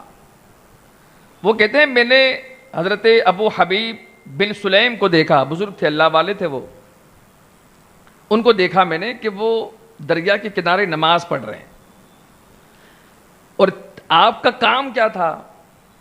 آج ہمارا مومن بھائی اگر کوئی کام کرنا ہو نا اسے، تو وہ تلاش کرتا ہے کوئی اچھا ایسا کام آنا چاہیے جو میرے عزت کے لائق ہو۔ وہ اللہ والے ولی ہیں۔ کام کیا کرتے تھے؟ وہ کام کرتے تھے بکریوں کو چرانا، اور یہ سنت رسول بھی ہے۔ کبھی آپ اپنے دل سے پوچھئے گا، اگر آپ سے کوئی کہے کہ بھائی ذرا میری بکریاں چرا دو نا، آپ کا ریئیکشن کیا ہوگا اس وقت؟ آپ کا رد عمل اس وقت کیا ہوگا؟ خود اپنے آپ سے پوچھیں کہ میں اس وقت کیا اسے جواب دوں گا؟ جبکہ سنت ہے۔ وہ اللہ کے ولی حضرت شیخ ابو حبیب بن سلیم، وہ نماز ادا کر رہے ہیں دریا کے کنارے، ان کی بکریاں ہیں۔ اب وہ شیخ نے جو دیکھا وہ کیا دیکھا کہ ان کی جو بکریاں ہیں ان بکریوں کی حفاظت بھیڑیا کر رہا ہے، جبکہ بھیڑیا بکرے کا دشمن ہے۔ یعنی یہاں معاملہ ایسا ہو گیا کہ انسان کی رکھوالی شیر کر رہا ہے۔ اب وہ بھیڑیا جس کی خوراک ہے وہ، یعنی وہ کہتا نا کہ اگر گھوڑا گھاس سے دوستی کرے گا تو کھائے گا کیا؟ تو اگر وہ اس سے دوستی کر لے تو کھائے گا کیا ہو؟ لیکن حضرت شیخ ابو حبیب بن سلیم کی بکریاں چر رہی ہے، اور نگرانی، اس کی حفاظت بکریوں کی کون کر رہا ہے؟ بھیڑیا کر رہا ہے۔ اب جب حضرت شیخ ابو حبیب کے اس معاملے کو دیکھا تو وہ شیخ جو تھے، جو دماغت بیان کر رہے ہیں، وہ کہتے ہیں میں سمجھ گیا کہ اللہ کا ولی ہے۔ بولے میں سمجھ گیا کہ ابو حبیب جو ہے نا، یہ اللہ کا ولی ہے۔ ہو نہ ہو جب اللہ کا ولی ہے تو میں جا کر پھر ملاقات کروں ان سے. کہتے ہیں میں جا کر کھڑا ہو گیا. آپ جب نماز سے فارغ ہوئے تو میں نے پوچھا حضرت السلام علیکم. کہا وعلیکم السلام. کہا کیسے آنا ہوا؟ کہا حضرت بس سوچا آپ کی زیارت کر لو.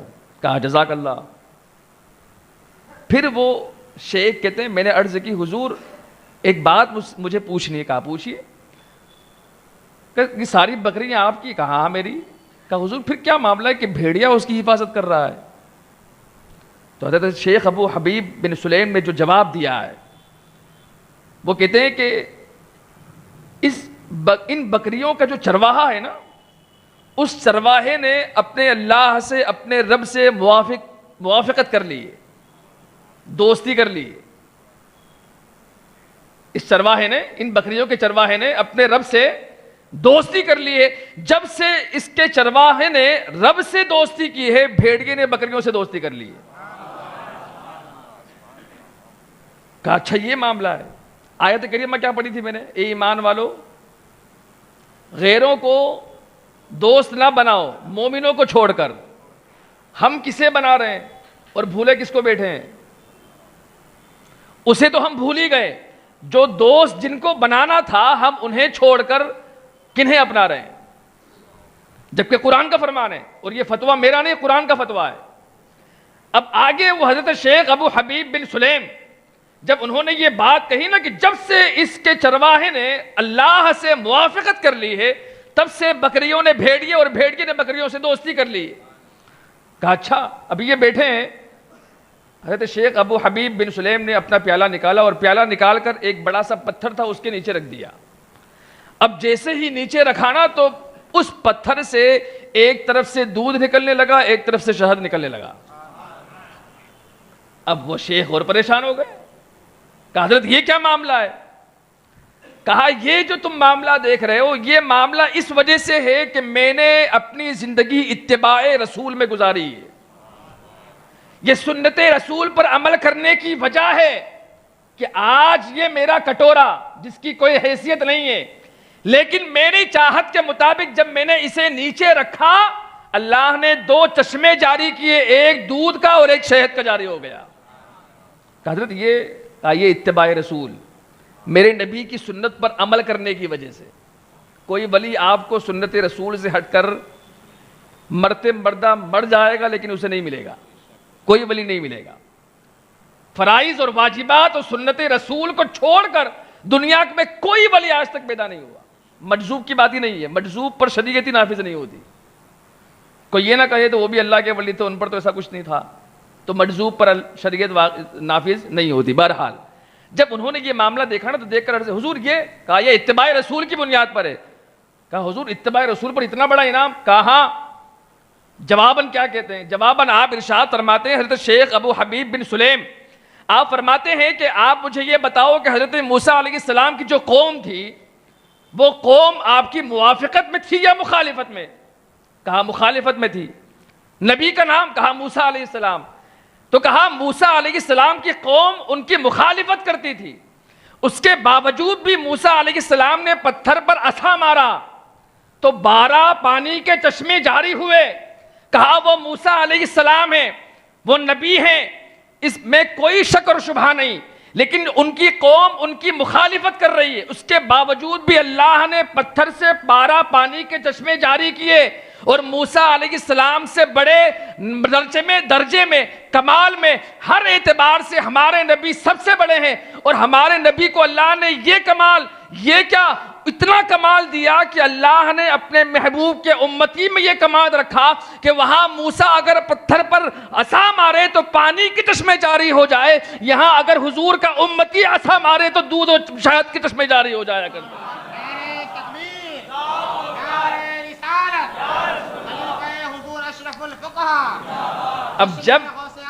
اب جب یہ موافقت دیکھی کہا حضور, کہا وہ تو مخالفت میں تھے نا قوم, یہاں اگر بندہ حضور کی اتباع میں لگ جائے, حضور کی سنت مبارکہ کو اپنانے لگ جائے اور اپنی زندگی کو اس پر وقف کر دے, خدا کی قسم بندہ جو چاہے گا اللہ اسے وہ عطا فرمائے گا. وہ کر کے تو دیکھے. تو یہ اے ایمان والو غیروں کو اپنا دوست نہ بناؤ من دون المؤمنین, کس کو چھوڑ کر؟ مومنوں کو چھوڑ کر۔ اب آپ دیکھیں یہاں پہ لفظ اولیاء آیا ہے، آیا کیا ہے لفظ یا ایھا الذین آمنوا لا تتخذوا الکافرین اولیاء من دون المؤمنین۔ یہاں ولی کا معنی دوست بتایا، اب اسی ولی کا ایک جگہ اور ایک معنی ہے، دوسری جگہ اللہ نے کلام مقدس میں ارشاد فرمایا انما ولیکم اللہ ورسولہ والذین آمنوا۔ سبحان اللہ، کہیں سبحان اللہ۔ ہمارے عقیدے کی بات، اور یہ بھی قرآن کا فتویٰ ہے، ہمارا نہیں۔ کس کا فتویٰ ہے؟ انما ولیکم اللہ، اللہ اور اس کا رسول تمہارے مددگار ہیں۔ کہیں سبحان اللہ۔ صرف اللہ نہیں، اللہ کیا فرما رہا ہے؟ اللہ اور اس کا رسول، پھر آگے کیا فرمایا؟ والذین آمنوا، اور وہ جو ایمان لائے یعنی مومنین بھی تمہارے مددگار ہیں۔ تو اگر ہم کہیں غوث پاک ہماری مدد فرماتے تو کون سا شرک ہے؟ کوئی شرک ہے یہ؟ ہم کہیں اگر غوث اعظم تو اس میں کون سا شرک ہے؟ اللہ خود فرما رہا ہے کہ مومنین تمہارے مددگار ہیں۔ یہ کون سے مومن؟ یہ مومن سے مراد غوث پاک ہے، یہ مومن سے مراد خواجہ اجمیری ہے، اسی مومن سے مراد محبوب الہی ہے، اسی مومن سے مراد خواجہ دانا ہے۔ یہ ہمارے وہ اولیاء ہیں جو یہ مومنین جسے فرمایا جا رہا ہے، الذین آمنوا جسے فرمایا جا رہا ہے کہ یہ مومنین تمہارے مددگار ہیں، اور ساتھ میں کون؟ اللہ اور اس کا رسول، یہ بھی تمہارے کیا ہے؟ مددگار ہے۔ اب آپ دیکھیں حضرت یہاں پر جو ولی کا معنی مددگار بتایا، ایک جگہ دوست ہے تو ایک جگہ کیا ہے؟ مددگار۔ اور ہر ولی اپنے مرید کا مددگار ہوتا ہے کہ نہیں؟ حضرت امام احمد بن حنبل رضی اللہ تعالیٰ عنہ آپ فرماتے ایک مرتبہ میں حج پر جا رہا تھا تو راستے میں جنگل آیا، جب جنگل میں داخل ہوا تو راستہ بھول گیا۔ جب راستہ بھولا میں تو میں نے آواز دی یا عباد اللہ دلونی علی الطریق، یا عباد اللہ دلونی علی الطریق، یا عباد اللہ دلونی علی الطریق۔ یہ آواز لگا رہے کون؟ حضرت امام احمد بن حنبل، اپنے وقت کے امام ہیں، اور راستہ بھول گئے۔ جب راستہ بھولے تو آواز کیا لگا رہے؟ اے اللہ کے بندو میری مدد کرو۔ مدد کس سے مانگ رہے ہیں؟ اللہ کے بندوں سے مانگ رہے ہیں، یا عباد اللہ۔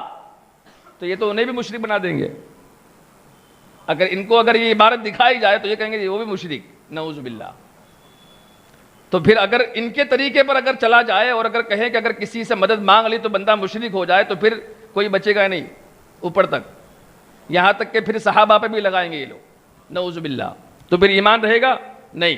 بہرحال اب آپ کہتے ہیں کہ میں نے یہ جیسے ہی پکارنا شروع کیا، حضرت امام احمد بن حنبل کہتے ہیں جیسے ہی میں نے پکارنا شروع کیا یا عباد اللہ دلونی علی الطریق، میں نے 3 سے 4 مرتبہ کہا ہوگا کہ اللہ تبارک و تعالیٰ کی طرف سے ایسا انتظام ہوا کہ تھا جنگل میں لیکن اللہ نے پورا راستہ کھول دیا اور راستے پر آ گئے آپ، طریق راستہ آپ کے لیے کھول دیا گیا۔ اسی کے مطابق حضرت شیخ جاکیر رحمت اللہ تعالیٰ علیہ، یہ بھی بغداد کے بڑے پائے کے بزرگ گزرے ہیں، اور یہ سب سارے کے سارے پالے ہوئے تھے غوث پاک کے۔ حضرت جاکیر رحمت اللہ تعالیٰ علیہ، یہ ان کے جو صاحبزادے تھے، ان کے جو بیٹے تھے، وہ کہتے ہیں کہ دیکھیں ولی کا میں نے بتایا لفظ کیا ہے یہاں پر؟ مددگار۔ یہ قرآن سے ثابت کر رہا ہوں تمہیں، اللہ نے فرمایا کہ تمہارے مددگار ہیں، مومنین بھی اور اللہ اور اس کا رسول بھی تمہارے کیا ہے؟ مددگار ہے۔ اب حضرت شیخ جاکیر رحمت اللہ تعالیٰ علیہ، ان کے جو صاحبزادے تھے، وہ کہتے ہیں کہ میرے والد صاحب کا ایک بڑا معتقد تھا، مرید تھا، بڑا چاہنے والا تھا۔ ایک مرتبہ آیا حضرت کے پاس اور آ کر کہنے لگا کہ حضرت میں بحر ہند، یعنی انڈیا کا جو سمندر ہے جس کا نام بحر ہند کہا جاتا ہے اردو میں، کہتے اس سمندر کے ذریعے میں تجارت کے لیے جا رہا ہوں، حضرت دعا فرما دیں کہ سارے معاملات حل ہو جائیں۔ آپ کے صاحبزادے کہتے ہیں کہ میرے والد صاحب کے بعد جب وہ آیا اس نے یہ بات کہی تو والد صاحب نے کہا کہ ٹھیک ہے جا، اللہ تجھے بھلائی عطا فرمائے، لیکن اگر راستے میں اگر کچھ معاملہ ہو جائے، ولی ہے، ولی کہہ رہے ہیں، کیا کہہ رہے ہیں؟ راستے میں اگر کچھ معاملہ ہو جائے، اگر کئی پریشانی آ جائے، مصیبت آ جائے تو کرنا کیا؟ تو کہا اس وقت یہ کرنا کہ میرا نام لے کر مجھے پکارنا، ولی تعلیم دے رہے ہیں، اور تعلیم کیا دے رہے ہیں؟ اور غوث پاک کے زمانے کے بزرگ ہیں، وہاں پہ بھی فتویٰ لگائیں گے۔ فرمایا کیا جا رہا ہے؟ اگر مصیبت آ جائے تو میرا نام لینا، مجھے پکارنا۔ کہا ٹھیک ہے حضرت۔ آپ کے صاحبزادے کہتے ہیں وہ تو چلے گئے، 1 مہینہ گزرا، 2 مہینہ، 3 مہینہ، 4 مہینہ، 5 مہینہ، 6 مہینے گزر گئے، ابھی تک وہ واپس پلٹ کر نہیں آئے، کیونکہ پہلے کے جو سفر ہوتے تھے مہینوں کے ہوتے تھے۔ اب 6 مہینے کے بعد حضرت شیخ جاکر رحمت اللہ تعالی علیہ کے صاحبزادے وہ کہتے ہیں کہ ایک دن حضرت بیٹھے ہوئے تھے، اچانک آپ نے تالی بجائی، تالی بجا کر آپ کھڑے ہو گئے، اور کھڑے ہو کر کبھی شمال کی طرف جا رہے ہیں، کبھی جنوب کی طرف جا رہے ہیں، پھر یہاں جا رہے ہیں، پھر وہاں جا رہے ہیں، پھر آپ زور سے پڑھنے لگتے سبحان الذی سخر لنا ھذا وما كنا له مقرنین، سبحان الذی سخر لنا ھذا وما كنا له مقرنین، یہ پڑھتے جا رہے ہیں۔ کہتے ہیں پھر آپ آئے، ہاتھ جھاڑے اور آ کر بیٹھ گئے۔ اب کسی میں ہمت نہ ہوئی پوچھنے کی کہ پوچھ لیتے کیا معاملہ ہے، کیونکہ ولیوں کی بارگاہ میں بڑا مؤدب ہو کر بندہ کو بیٹھنا پڑتا ہے، یعنی ولی بھی اگر ولی کے پاس جائے تو بڑا ادب ملحوظ رکھتے ہیں، چاہے جائے کہ عام آدمی۔ تو حضرت شیخ جاکر رحمت اللہ تعالی علیہ سے کسی نے پوچھا نہیں کہ کیا معاملہ ہو رہا ہے۔ اب کہتے ہیں وہ مہینہ بھی گزر گیا، 7واں مہینہ شروع ہو گیا۔ 7 مہینے کے بعد وہی جو معاملہ، وہ جو تجارت پر گیا تھا، سفر پر گیا تھا تجارت کے سلسلے میں، وہ آیا پلٹ کر، اور آ کر اس نے مبارکباد دی، دست بوسی کی، قدم بوسی کی، اور مل کر پھر وہ جانے لگا۔ حضرت شیخ جاکر رحمت اللہ تعالی علیہ کے صاحبزادے جو تھے انہوں نے روک لیا، روک کر فرمایا ذرا سائڈ پر آئیں۔ کہا ٹھیک ہے۔ کہا کچھ معاملہ ہوا تھا؟ کیونکہ شیخ جاکر کے صاحبزادے جو تھے جب انہوں نے یہ معاملہ کیا نا، تالی بجائی اور کبھی شمال کبھی جنوب، اور پھر دعا پڑھ رہے ہیں، تو آپ نے دن اور تاریخ نوٹ کر لیا تھا۔ کتاب جب وہ تجارت سے واپس آیا، سفر سے واپس آیا تجارت کر کے، تو پھر آپ نے اس سے پوچھا کہ ہو سکتا شاید اس کا کوئی معاملہ ہوا ہو۔ اب حضرت سے پوچھنے کی تو ہمت نہ ہوئی، کہ ان سے ہی پوچھ لے۔ کہتے پوچھا کچھ معاملہ ہوا تھا؟ کہا ہاں۔ کہا کیا معاملہ ہوا تھا؟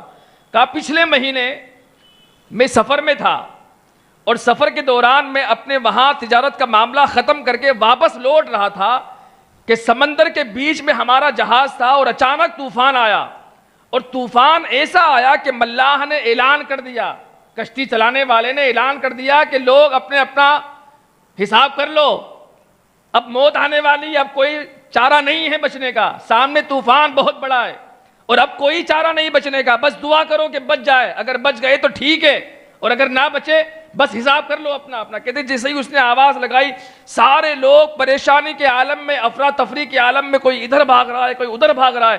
کہتے مجھے اپنے پیر کی بات یاد آئی، تو میں نے فوراً اپنے پیر کو یاد کیا، یا شیخ جاکر رحمت اللہ تعالی علیہ۔ کہتے جیسے ہی میں نے اپنے پیر کا نام یاد کیا، آپ کا نام یاد کرنا تھا، کہ میں نے دیکھا اچانک ایک شخص بزرگ نمودار ہوئے، اور نمودار ہو کر آپ نے کشتی کو ہاتھ لگایا، کبھی شمال کی طرف جا رہے ہیں، کبھی جنوب کی طرف جا رہے ہیں، کبھی ادھر جا رہے ہیں، کبھی ادھر جا رہے ہیں، اور جس طرف وہ بزرگ جاتے وہاں سے طوفان ختم ہوتا جاتا، جہاں وہ چلے جاتے طوفان ختم ہوتا جاتا، پھر کشتی کے پاس آتے، آ کر آپ دعا فرماتے سبحان الذی سخر لنا ھذا وما كنا له مقرنین، آپ یہ دعا فرماتے اور یہ آیت کریمہ کی تلاوت کرتے۔ کہتے آپ نے یہ کرا، میں نے دیکھا کہ یہ دیکھو صحیح کون بزرگ ہے، آخر یہ ہے کون؟ کہتے ان کے چہرے پر کپڑا تھا، میں نے چاہا کہ میں ان سے پوچھوں لیکن پوچھنے کی ہمت نہ ہوئی۔ اچانک تھوڑی سی ایسی ہوا چلی کہ آپ کے چہرے پر جو پردہ تھا، جب وہ پردہ ہٹا تو میں نے دیکھا کہ یہ کوئی اور نہیں، میرا ہی پیر شیخ جاکر رحمت اللہ تعالی۔ قرآن میں کیا آیا ہے؟ مومن تمہارے مددگار ہیں، مدد کرتے ہیں۔ ارے جب مومن مدد کرتے ہیں تو یہ تو اللہ کے ولی ہیں۔ حضرت شیخ جاکر رحمت اللہ تعالی علیہ اور غوث پاک کے پالے ہوئے ہیں۔ جب غوث کے پالے ہوئے کی مدد کا یہ عالم ہے تو غوث پاک کی مدد کا عالم کیا ہوگا؟ ہم اندازہ لگا سکتے ہیں؟ نہیں۔ اسی طرح اللہ تبارک و تعالیٰ نے کلام مقدس میں اور ایک جگہ ارشاد فرمایا، اللہ ولی الذین آمنوا، یہاں پر بھی لفظ ولی ہے، اللہ ولی الذین آمنوا یخرجہم من الظلمات الی النور۔ یہاں ولی کا معنی ہے ہادی۔ ولی کا معنی کیا ہے؟ ہادی، جو ہدایت دینے والا ہوتا ہے۔ تو یہاں بتایا جا رہا ہے کہ اللہ ولی الذین آمنوا، اللہ مومنین کا ہادی ہے. مومنوں کا کیا ہے؟ ہادی، ہدایت دینے والا. کیسی ہدایت؟ یخرجہم من الظلمات الی النور، کہ انہیں وہ ظلمات تاریکی سے نکال کر روشنی کی طرف لے جاتا ہے. یعنی گمراہی کے راستے سے، گناہوں کے راستے سے بچا کر انہیں صراط مستقیم پر چلاتا ہے. اسی لیے ہم دعا کرتے ہیں اہدنا الصراط المستقیم، اے اللہ ہمیں سیدھا راستہ چلا، نہ کہ دکھا. ٹھیک ہے. اب یہاں پر جو ولی کا معنی ہے وہ کیا ہے؟ ہادی، ہدایت کرنے والا. اب اسی ہادی کو اللہ تبارک و تعالیٰ نے اپنے مومنین کو بھی عطا فرمائی، اپنے بندوں کو بھی عطا فرمائی. کس کا عرس گزرا ابھی؟ حضرت نظام الدین اولیاء. چلو انہی کی بات کر لیتے ہیں تاکہ ان کا بھی ذکر ہو جائے. دیکھیے اللہ تبارک و تعالیٰ کے آخری محبوب حضور اکرم صلی اللہ تعالیٰ علیہ وسلم کے بعد اب نبوت کا سلسلہ بند ہو گیا، ختم، دروازہ بند کر دیا گیا نبوت کا. اب لوگوں کی ہدایت کے لیے دو راستے، دو گروہ، دو جماعت تیار ہوئی، اور یہ قیامت تک رہے گی.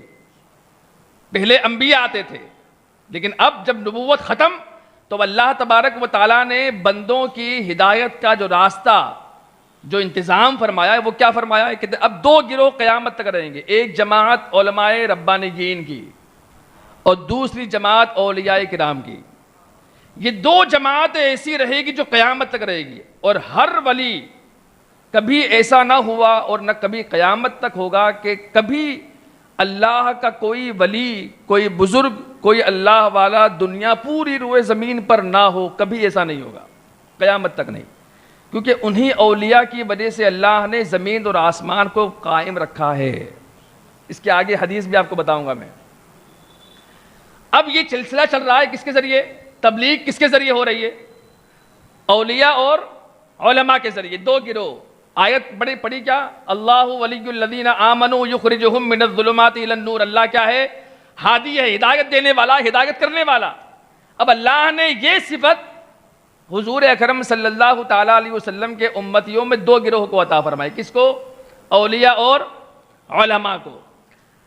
جیسے آپ دیکھیں ہندوستان اور اطراف کے جو ہمارے علاقے ہیں، یہاں پر اسلام کس کے ذریعے پھیلا؟ خواجہ اجمیری کے ذریعے پھیلا، بابا فرید کے ذریعے پھیلا، محبوب الہی کے ذریعے پھیلا. یہ وہ لوگ تھے کہ جن کی نگاہ چشمے کرم سے اللہ سامنے والوں کو ایمان کی دولت عطا فرماتا تھا. یہ وہ لوگ ہیں. تو اولیاء اور علماء. اب بات چلیے حضرت محبوب الہی کی، تو وہ بات عرض کرتا چلو. حضرت محبوب الہی بڑے سخت بیمار ہوئے. یہ بات ذہن میں رکھیے گا، اللہ ولی الذین آمنوا، اللہ کیا ہے؟ ہادی ہے مومنوں کا. تو اللہ نے یہ صفت محبوب کے امتیوں میں بھی اور امتیوں میں اولیاء کرام کو بھی عطا فرمائی ہے. کیسے؟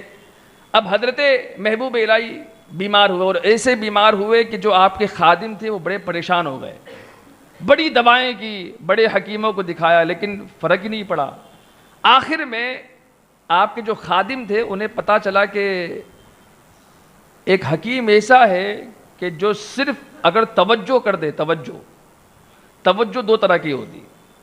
ایک توجہ وہ ہوتی ہے کہ بندہ دیکھ کر برابر غور سے سنے، جیسے آپ مجھے سن رہے ہیں، ایک یہ توجہ ہے.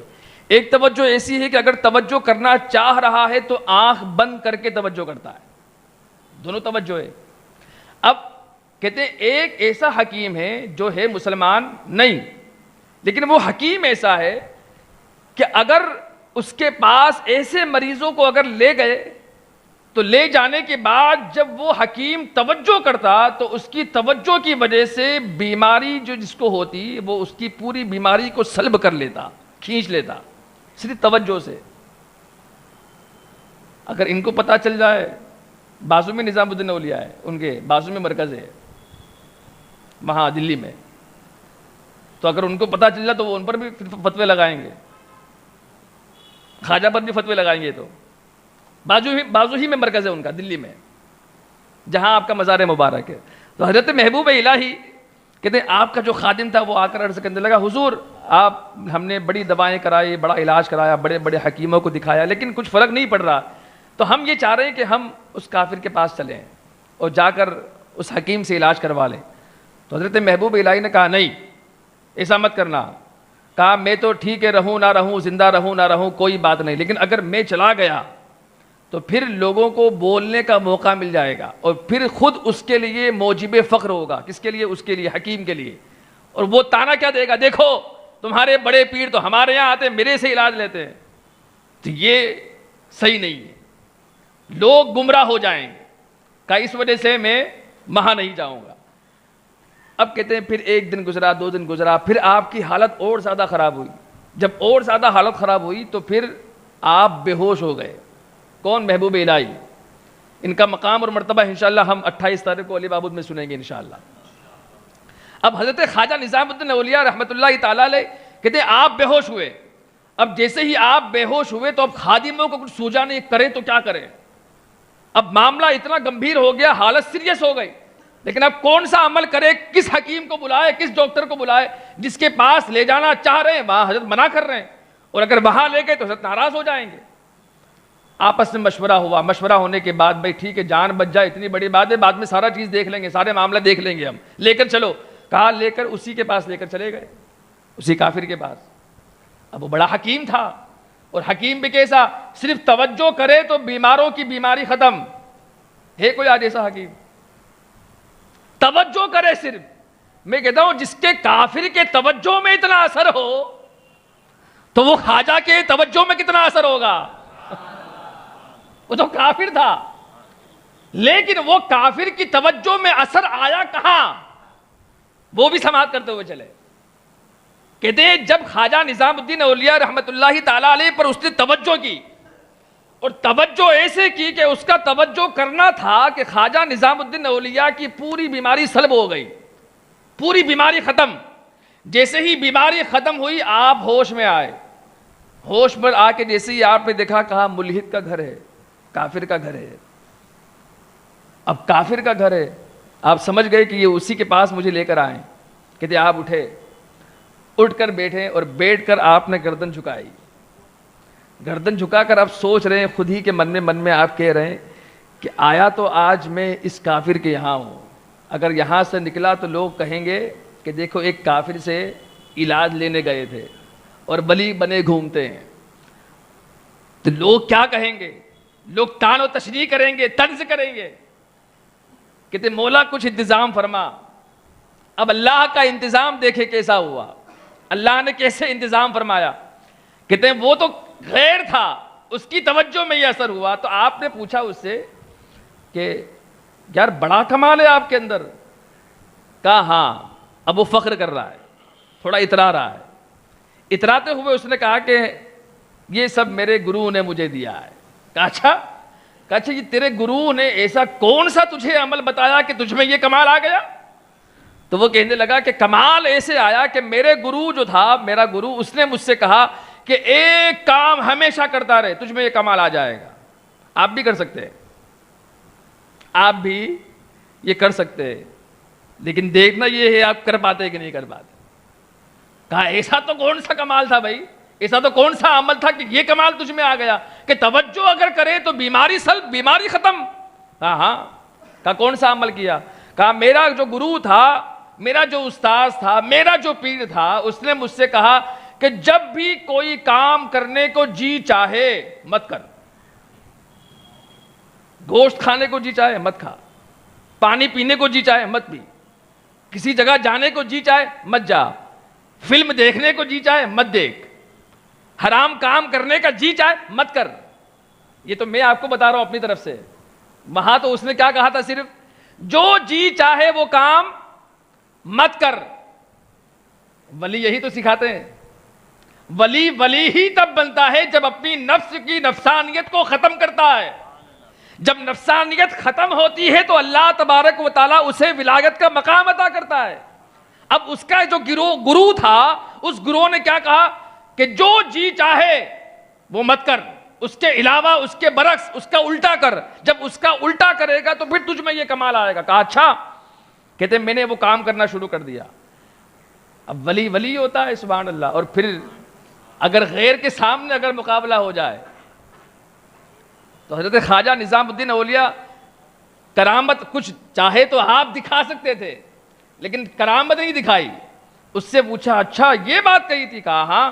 کہا کیا کہا؟ پھر سے کہا کیا کہا تھا؟ کہا یہ کہا تھا جو دل چاہے نفس جو چاہے وہ مت کر۔ تو حضرت خواجہ نظام الدین اولیاء پوچھتے سچ بتا، جب تیرے گرو نے تجھے یہ کہا ہے کہ جب نفس چاہے جو جی چاہے وہ مت کر، تو مسلمان ہونے کو جی چاہتا ہے تیرا؟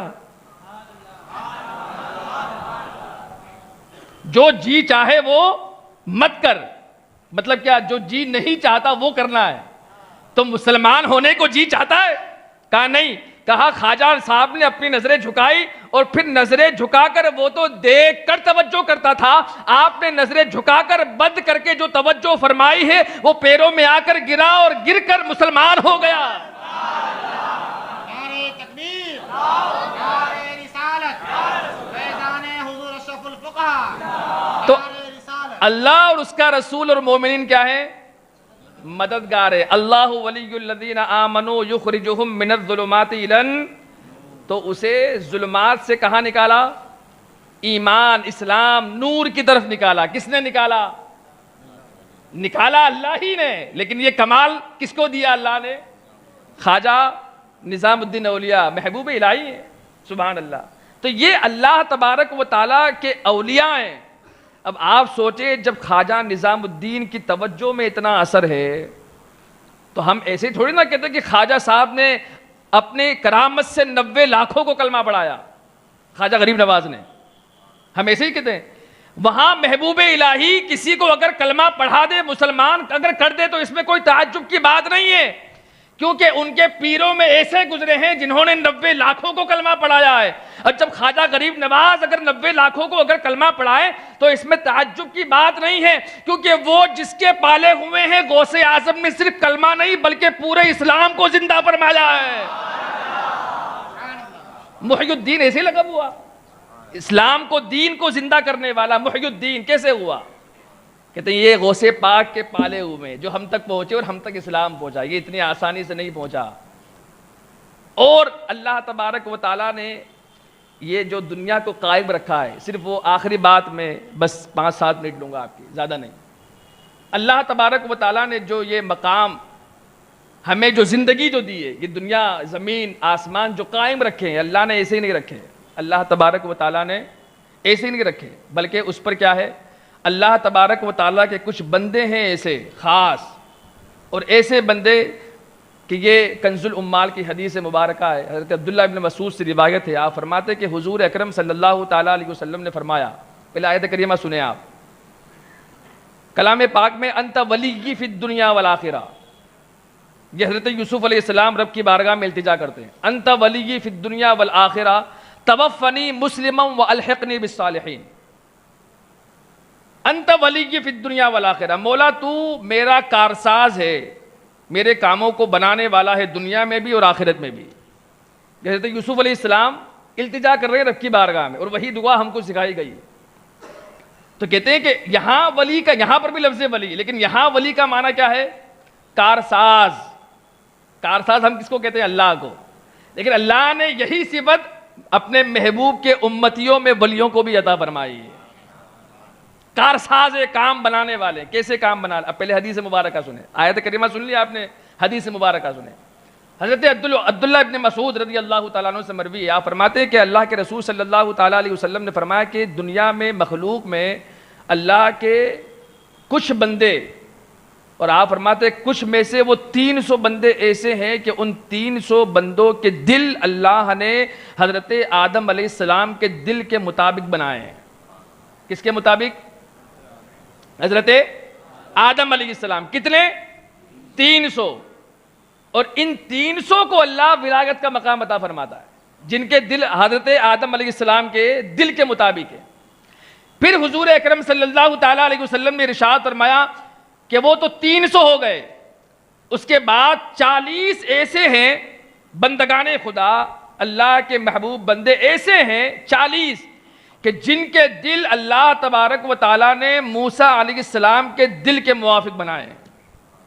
پھر آپ نے فرمایا کہ پھر وہ 40 الگ ہوئے، پھر 7 ایسے بندگان خدا ہے کہ اللہ تبارک و تعالیٰ نے ان 7 لوگوں کے دل حضرت ابراہیم علیہ السلام کے دل کے موافق بنائے ہیں۔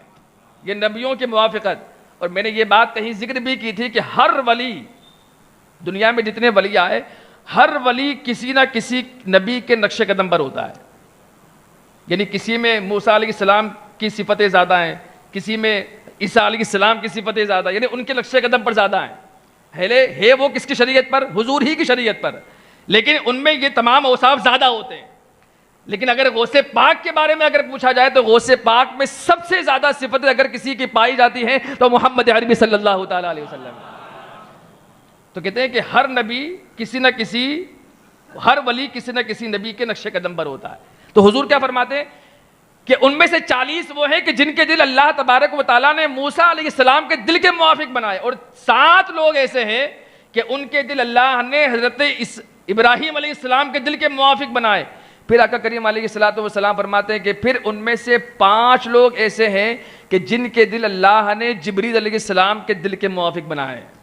پھر ان میں 3 ایسے ہیں کہ جن کے دل اللہ تبارک و تعالیٰ نے حضرت میکائیل علیہ السلام کے دل کے موافق بنائے. پھر ان میں سے ایک ایسا ہے کہ جس کا دل اللہ نے حضرت اسرافیل علیہ السلام کے دل کے موافق بنائے.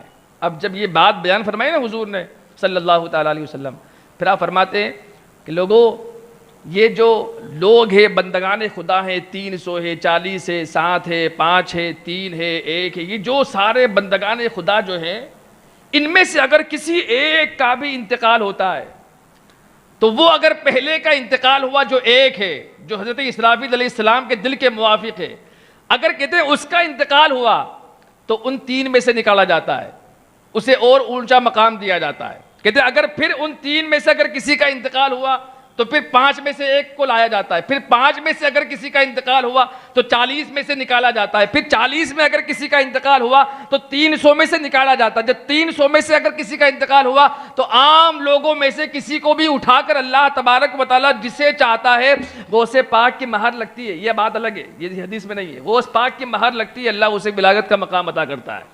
کس میں سے؟ وہ 300 میں سے اگر کسی کا انتقال ہو جائے. اب حضور اکرم صلی اللہ تعالیٰ علیہ وسلم فرماتے ہیں کہ اگر کسی کا انتقال ہوا پھر اس کی جگہ پیچھے والا آگے آتا ہے. کہتے ہیں اللہ تبارک و تعالیٰ کے جو بندگان خدا ہے, ان بندگان خدا کی وجہ سے اللہ نے زندگی اور موت کا سلسلہ جاری رکھا ہے. بارش برستی ہے ان بندوں کی وجہ سے. حدیث پاک میں بارش جو برستی ہے کہتے ہیں ان بندگان خدا کی وجہ سے, اور پھر لوگوں کو جو رزق ملتا ہے وہ بھی ان بندگان خدا کی وجہ سے, اور پوری دنیا جو زندگی میں عیش عشرت آرام سکون جو کچھ بھی میسر آتا ہے اور جتنی مصیبتیں دور ہوتی ہے وہ سارا کا سارا معاملہ اللہ نے ان بزرگ بندوں کی وجہ سے برقرار رکھا ہے. یہ حدیث پاک ہے. اب جب حدیث پاک سن لیا آپ نے, پر آپ نے حدیث پاک میں یہ بھی سنا ہوگا نبیوں کے دل کے موافقت, لیکن حضور کا نام نہیں آیا. حضور کا نام آیا نہیں. اب اس میں مصنف اپنی بات ذکر کرتے ہیں, یہ تو حدیث تھی حضور نے فرمائی. کہ تو نکتہ بڑا عجیب یہاں پر یہ ہے کہ حضور اکرم صلی اللہ تعالیٰ علیہ وسلم نے یہ بیان نہیں فرمایا کہ میرا دل کی موافقت کن لوگوں کے ساتھ ہے, یہ نہیں فرمایا. کہا کیوں نہیں فرمایا؟ کہا اس وجہ سے نہیں فرمایا کہ کوئی محمد عربی صلی اللہ تعالیٰ علیہ وسلم کی دل کی موافقت کر سکتا ہے؟ دنیا میں کسی میں طاقت ہے کہ وہ حضور اکرم صلی اللہ تعالیٰ علیہ وسلم کی دل کی موافقت کر سکے؟ کسی میں طاقت نہیں. گویا پتا چلا اللہ نے حضور کے دل کو بھی بے مثل و مثال بنایا ہے. آمنہ کے لال کا جو دل ہے وہ دل کسی کی موافقت, کسی دل میں اتنی طاقت نہیں ہے کہ وہ حضور اکرم صلی اللہ تعالیٰ علیہ وسلم کی دل کی موافقت کر سکے. اس وجہ سے حضور نے اسی وجہ سے فرمایا دوسری طرح ایکم مثلی, تم میں کون ہے میری طرح. یہ حضور نے اسی وجہ سے اشارہ فرمایا تھا. کس میں طاقت ہے اتنی ہمت کس میں ہے جو میں جو کرتا ہوں وہ تم کر سکو؟ کسی میں اتنی ہمت نہیں. اب ذکر سنے حضرت ابو عمر کا. کہتے ہیں کہ یہ بڑے بزرگ تھے, اور حضرت خواجہ حسن بصری. یہ کون ہے خواجہ حسن بصری؟ یہ آخری بات پیش کر رہا ہوں. خواجہ حسن بصری آپ کو آیت کریمہ سنائیں, حدیث, پھر یہ آپ ولی کا ذکر سن لیں. حضرت ابو عمر کہتے ہیں کہ بڑے بزرگ تھے یہ بھی خود بھی, اور حافظ قرآن تھے. کیا تھے؟ حافظ قرآن. ابھی یہ تقریباً پچھلے ہفتے ہی کی بات ہے. اب وہ مجھے نہیں پتا وہ کہاں کا معاملہ تھا. وہ بتایا گیا کہ جنازہ نکالا گیا 10 سال کے بعد. کتنے سال کے بعد؟ 10 سال کے بعد جنازہ نکالا گیا. ماشاءاللہ چہرے پر داڑھی ہے. 10 سال کے بعد جنازہ نکالا گیا اور بتایا گیا کہ یہ جنازہ جس کا 10 سال کے بعد نکالا گیا ہے یہ کوئی اور نہیں، اللہ تبارک و تعالیٰ نے اس کے سینے میں کلام پاک کو رکھا، یعنی وہ حافظ قرآن ہے. 10 سال کے بعد بھی جب اس کے چہرے کو کھولا گیا تو وہ مسکرا رہا تھا. ہم چاہتے ہیں ہمارا حشر ایسا ہو، ہماری قبر ایسی ہو، ہماری منزل ہم اس منزل میں جائیں. اتباع رسول کی محمد سے وفا تو نے تو ہم تیرے ہے، یہ جہاں چیز ہے کیا لوح و قلم تیرے.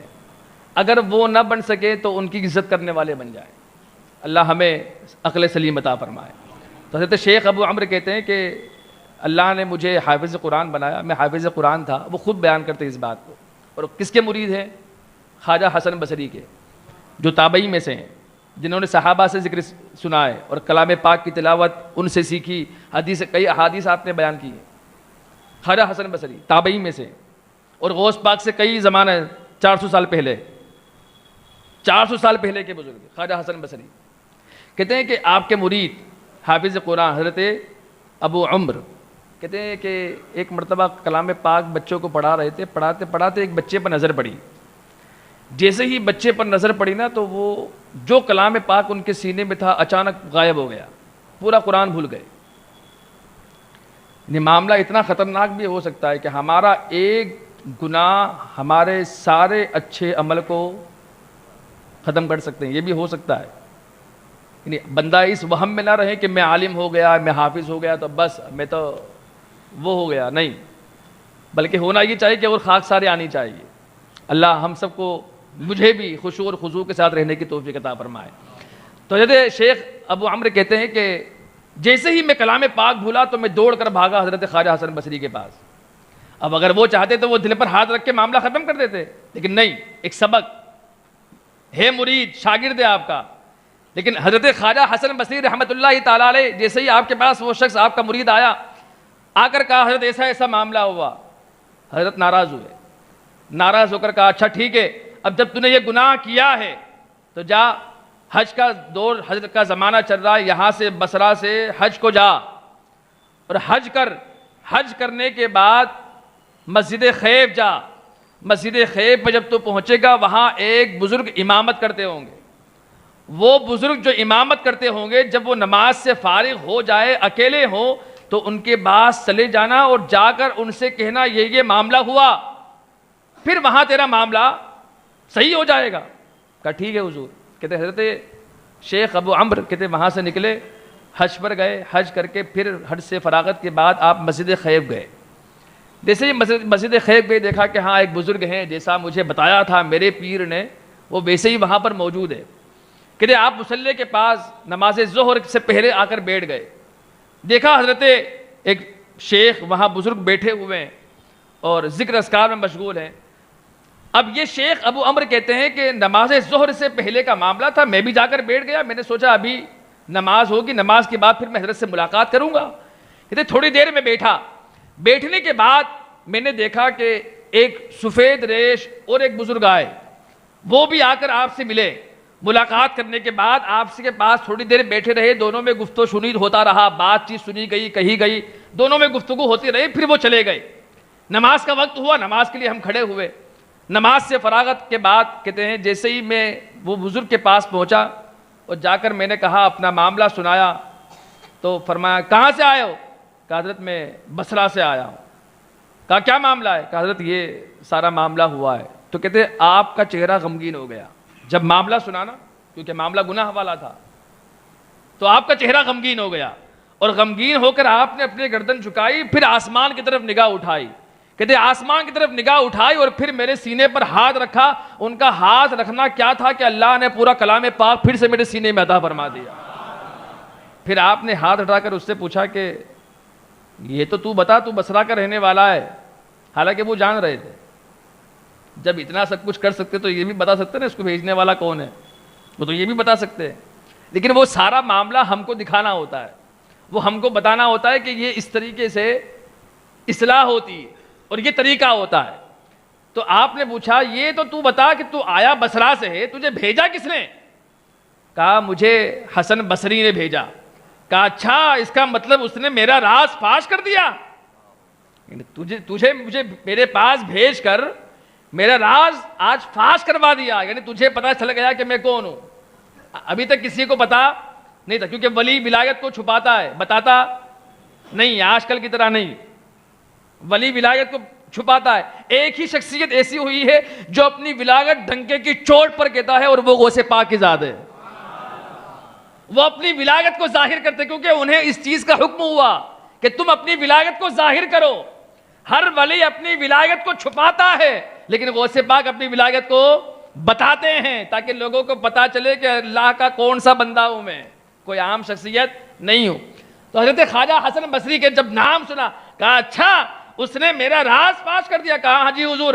کہا تجھے پتا ہے جب اس نے میرا راز فاش کر دیا تو اب تو بھی سنتا ہوا جا, تجھے جس نے بھیجا ہے نا خواجہ حسن بصری, وہ کوئی عام شخصیت نہیں ہے. کہا حضور وہ کون ہے؟ کہا وہ بھی اللہ کا بڑا برگزیدہ بندہ ہے, کوئی عام شخصیت نہیں ہے. کہا تو نے ابھی بیٹھے بیٹھے نماز سے پہلے دیکھا نا ایک بزرگ آئے تھے؟ کہا ہاں. کہا وہ کوئی اور نہیں, وہی خواجہ حسن بصری تھے جو ہر نماز سے پہلے بصرہ سے چل کر یہاں آتے ہیں, مجھ سے ملاقات کرتے ہیں, اور ایک پلک جھپکتے یہاں سے واپس جاتے اور وہاں جا کر نماز ادا فرماتے ہیں. یہ اللہ کے ولی.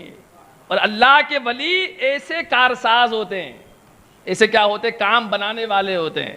ایسے اپنے مریدوں کے, بندوں کے, اللہ کے جو بندے ہوتے ہیں ان کے بگڑے ہوئے کاموں کو بناتے ہیں. تو اگر ہم غوث پاک کو دستگیری کے لیے پکارے تو یہ ہمارا عقیدہ ہے, اور حضور غوث پاک دستگیری فرماتے ہیں, یہ ہمارا عقیدہ ہے نا. اللہ ہم سب کو اس عقیدے پر قائم رکھے. آج کل بہت زیادہ فتنے چمک رہے ہیں, اٹھ رہے ہیں, تو دھیان رکھے, اپنے عقیدے کی حفاظت کریں. رافضیت, خارجیت, ناسبیت اور شیعیت اور جہلمیت, یہ ساری چیزیں سامنے آپ کے آس پاس کہیں نہ کہیں بغل گیر ہے. خیال رکھیں, اپنے عقیدے کی حفاظت کریں. اللہ تبارک و تعالیٰ سے دعا ہے اللہ ہم سب کے عقیدوں کی حفاظت فرمائے, اللہ تبارک و تعالیٰ ہم سب کے ایمان کی حفاظت فرمائے, اسلامی زندگی اور ایمانی موت نصیب فرمائے. انشاءاللہ ہم 28 تاریخ کو علی بابود مسجد میں خواجہ نظام الدین اولیاء کے متعلق سماعت کریں گے, اور آپ کا عقیدہ کیا تھا یہ بھی انشاءاللہ میں آپ کو بتاؤں گا کہ آپ کا عقیدہ صحابہ کے متعلق, اور جو آج کل کے اٹھنے والے جو ایشوز ہیں ان ایشوز پر خواجہ نظام الدین اولیاء کا عقیدہ کیا تھا, غریب نواز کا عقیدہ کیا تھا, غوث اعظم کا عقیدہ کیا تھا, انشاءاللہ ہم سماعت کریں گے. اللہ تبارک و تعالی ہم سب کو صحیح طور پر, صحیح طریقے پر دین سیکھنے کی توفیق عطا فرمائے. اللہ ہم سب کو عقل سلیم عطا فرمائے. بولنے میں اگر کچھ غلطی ہوئی ہو اللہ تبارک و تعالی سے دعا ہے اللہ معاف فرمائے. استغفر اللہ ربی من کل ذنب واتوب الیہ, وآخر دعوانا الحمد للہ رب العالمین.